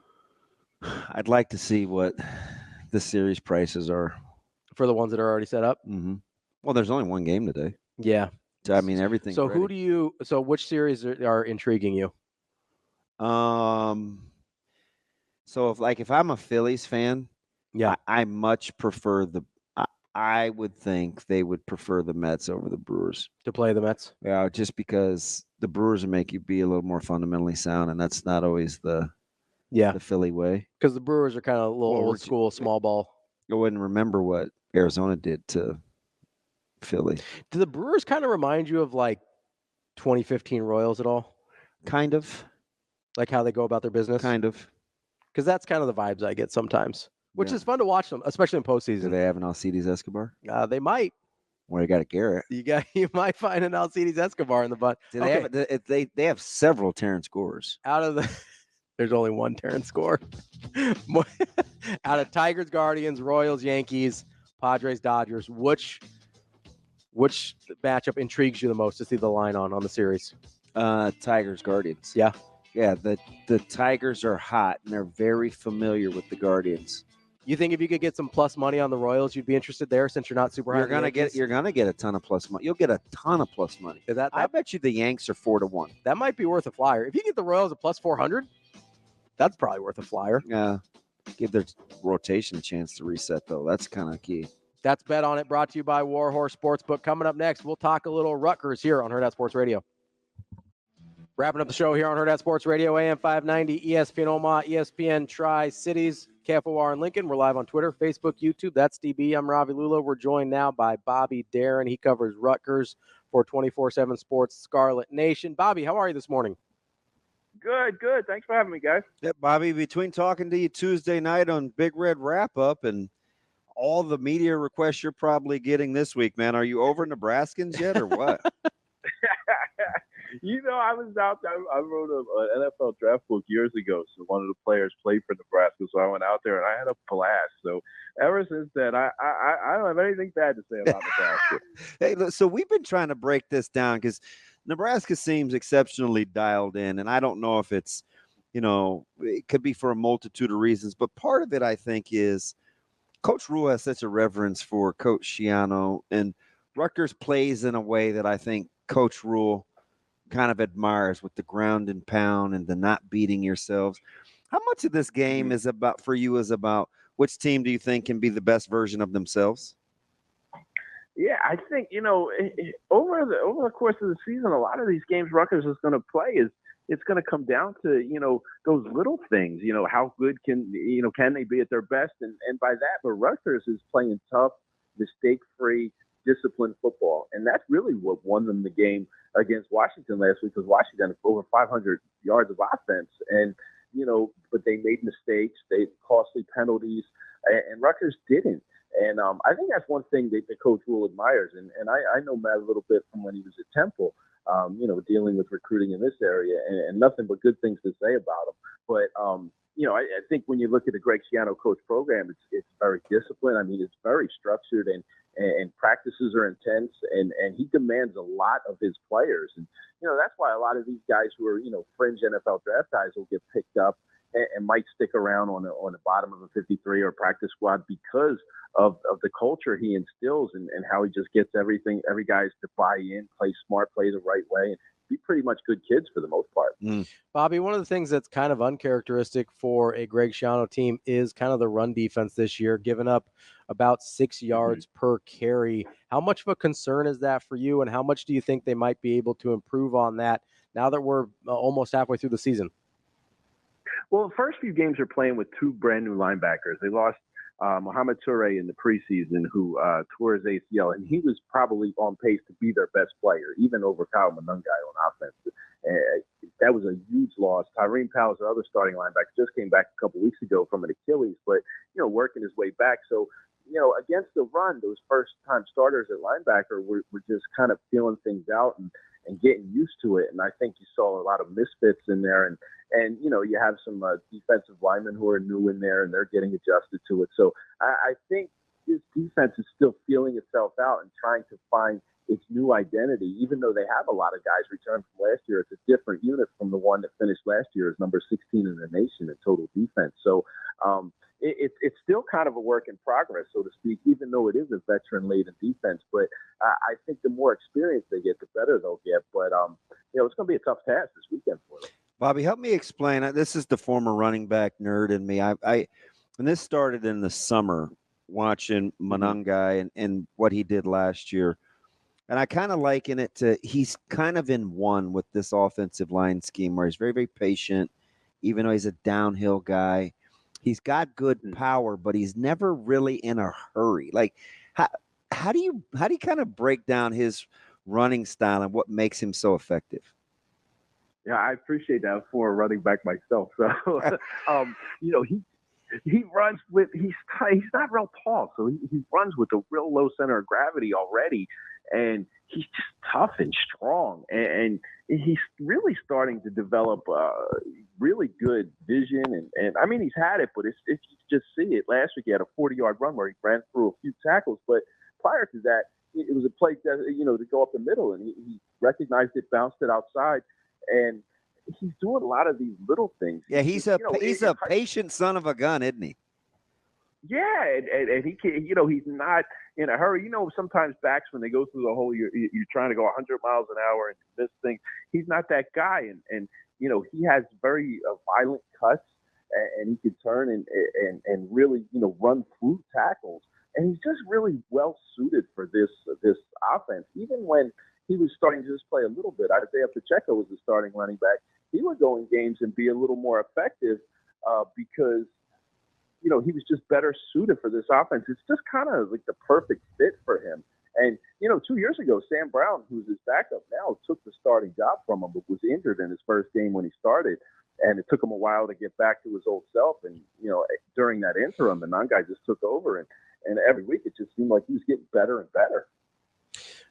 Bobby, what have you thought about the play of Kaliakmanis so far as quarterback? Obviously, Monangai is the focus of the offense, but kind of quietly, Kaliakmanis has put up pretty solid numbers through the air so far this year. Is that a guy that you feel comfortable with if, for whatever reason, Monangai is having a little bit of trouble getting going, that they can rely on Kaliakmanis a little bit to kind of bridge the gap for him?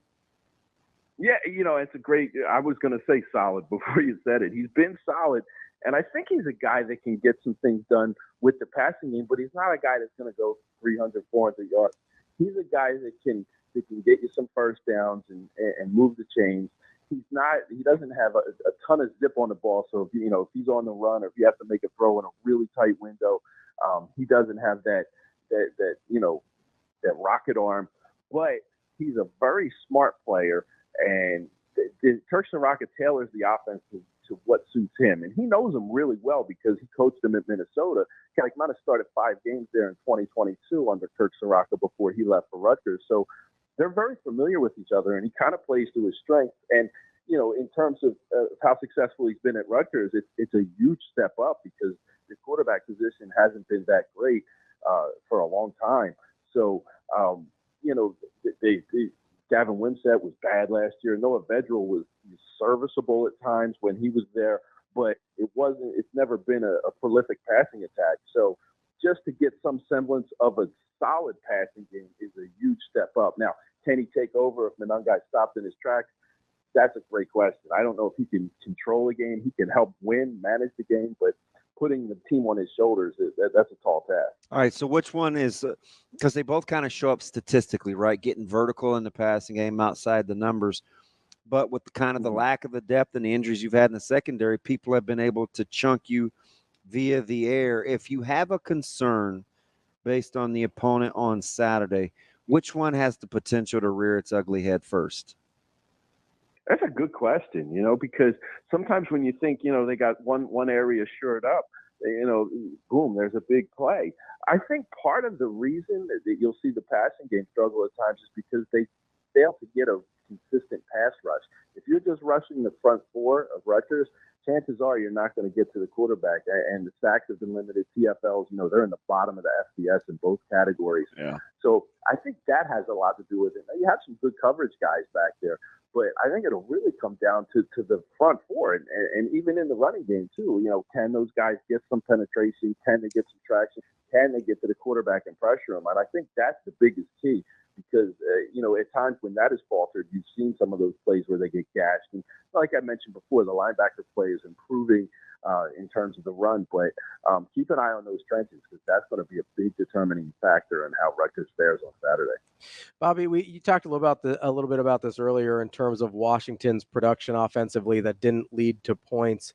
Is that a way that Rutgers feels like they can kind of sustainably win, sort of that bend but don't break philosophy defensively, or do you think obviously they don't want to give up 500 yards of total offense, but do you think they can survive that philosophically, or they need to tighten things up a little bit more?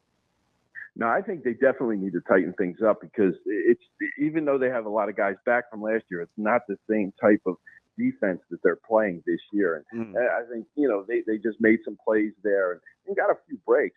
And Greg Schiano talked about this earlier in this week. He said, we don't want to be a bend but don't break defense. But I think it's still kind of that unit coming together and gelling. And there's still not a person on that defense where you can point to and be like, that's the guy. When they lost Mohamed Toure, Greg Schiano said they lost their alpha of the team. and no one has really been able to step up into that huge playmaking role. I mean, you've seen some contributions from all three levels, but there isn't that one guy who can really be that unique playmaker on the defense. So you're kind of waiting to see that, and it's still a unit that looks to me like it's still trying to find itself, if that makes sense. You're looking for a new identity on this year's team because it's not the same unit that controlled teams a lot better last year. And if it doesn't come together one of these weekends, it could gash them for a lot of plays, and it could get ugly. Something's got to give here. Nebraska +5 in takeaways, and Rutgers doesn't give it away. They make you earn it. Are you thinking at all that turnovers become an issue for teams coming into this one and haven't really turned it over? Definitely. I think it's going to come down to who makes fewer mistakes, and also that big defensive front could give Rutgers problems, in the running game, because the offensive line hasn't been spectacular. They've been solid, but Nungai's made a lot of yards on his own, a lot of yards after contact. But yeah, if you see Rutgers give the ball away, they're really good. Rutgers is really good when they don't turn the ball over. So if they start, giving the ball away, it's going to be a red flag right there. This one's going to go the other way. But I think it'll be a lower scoring game. And me too. If the team makes too many mistakes, just cash it in. That's Bobby Deren. He covers Rutgers for 24/7 Sports, ScarletNation.com. Bobby, we appreciate the time. We'll catch up with you again soon. All right. Thanks for having me, guys. Thanks, B. That's Bobby Deren, 24/7 Sports. Kind of a sneaky thing about the Rutgers offensive line that he alluded to. A lot of Manungai's yards plays. He's got a lot of 0 and negative yard plays and carries that get lost in the game, in the box score when the game's over. We'll get to more of that tomorrow on Hurrdat Sports Radio.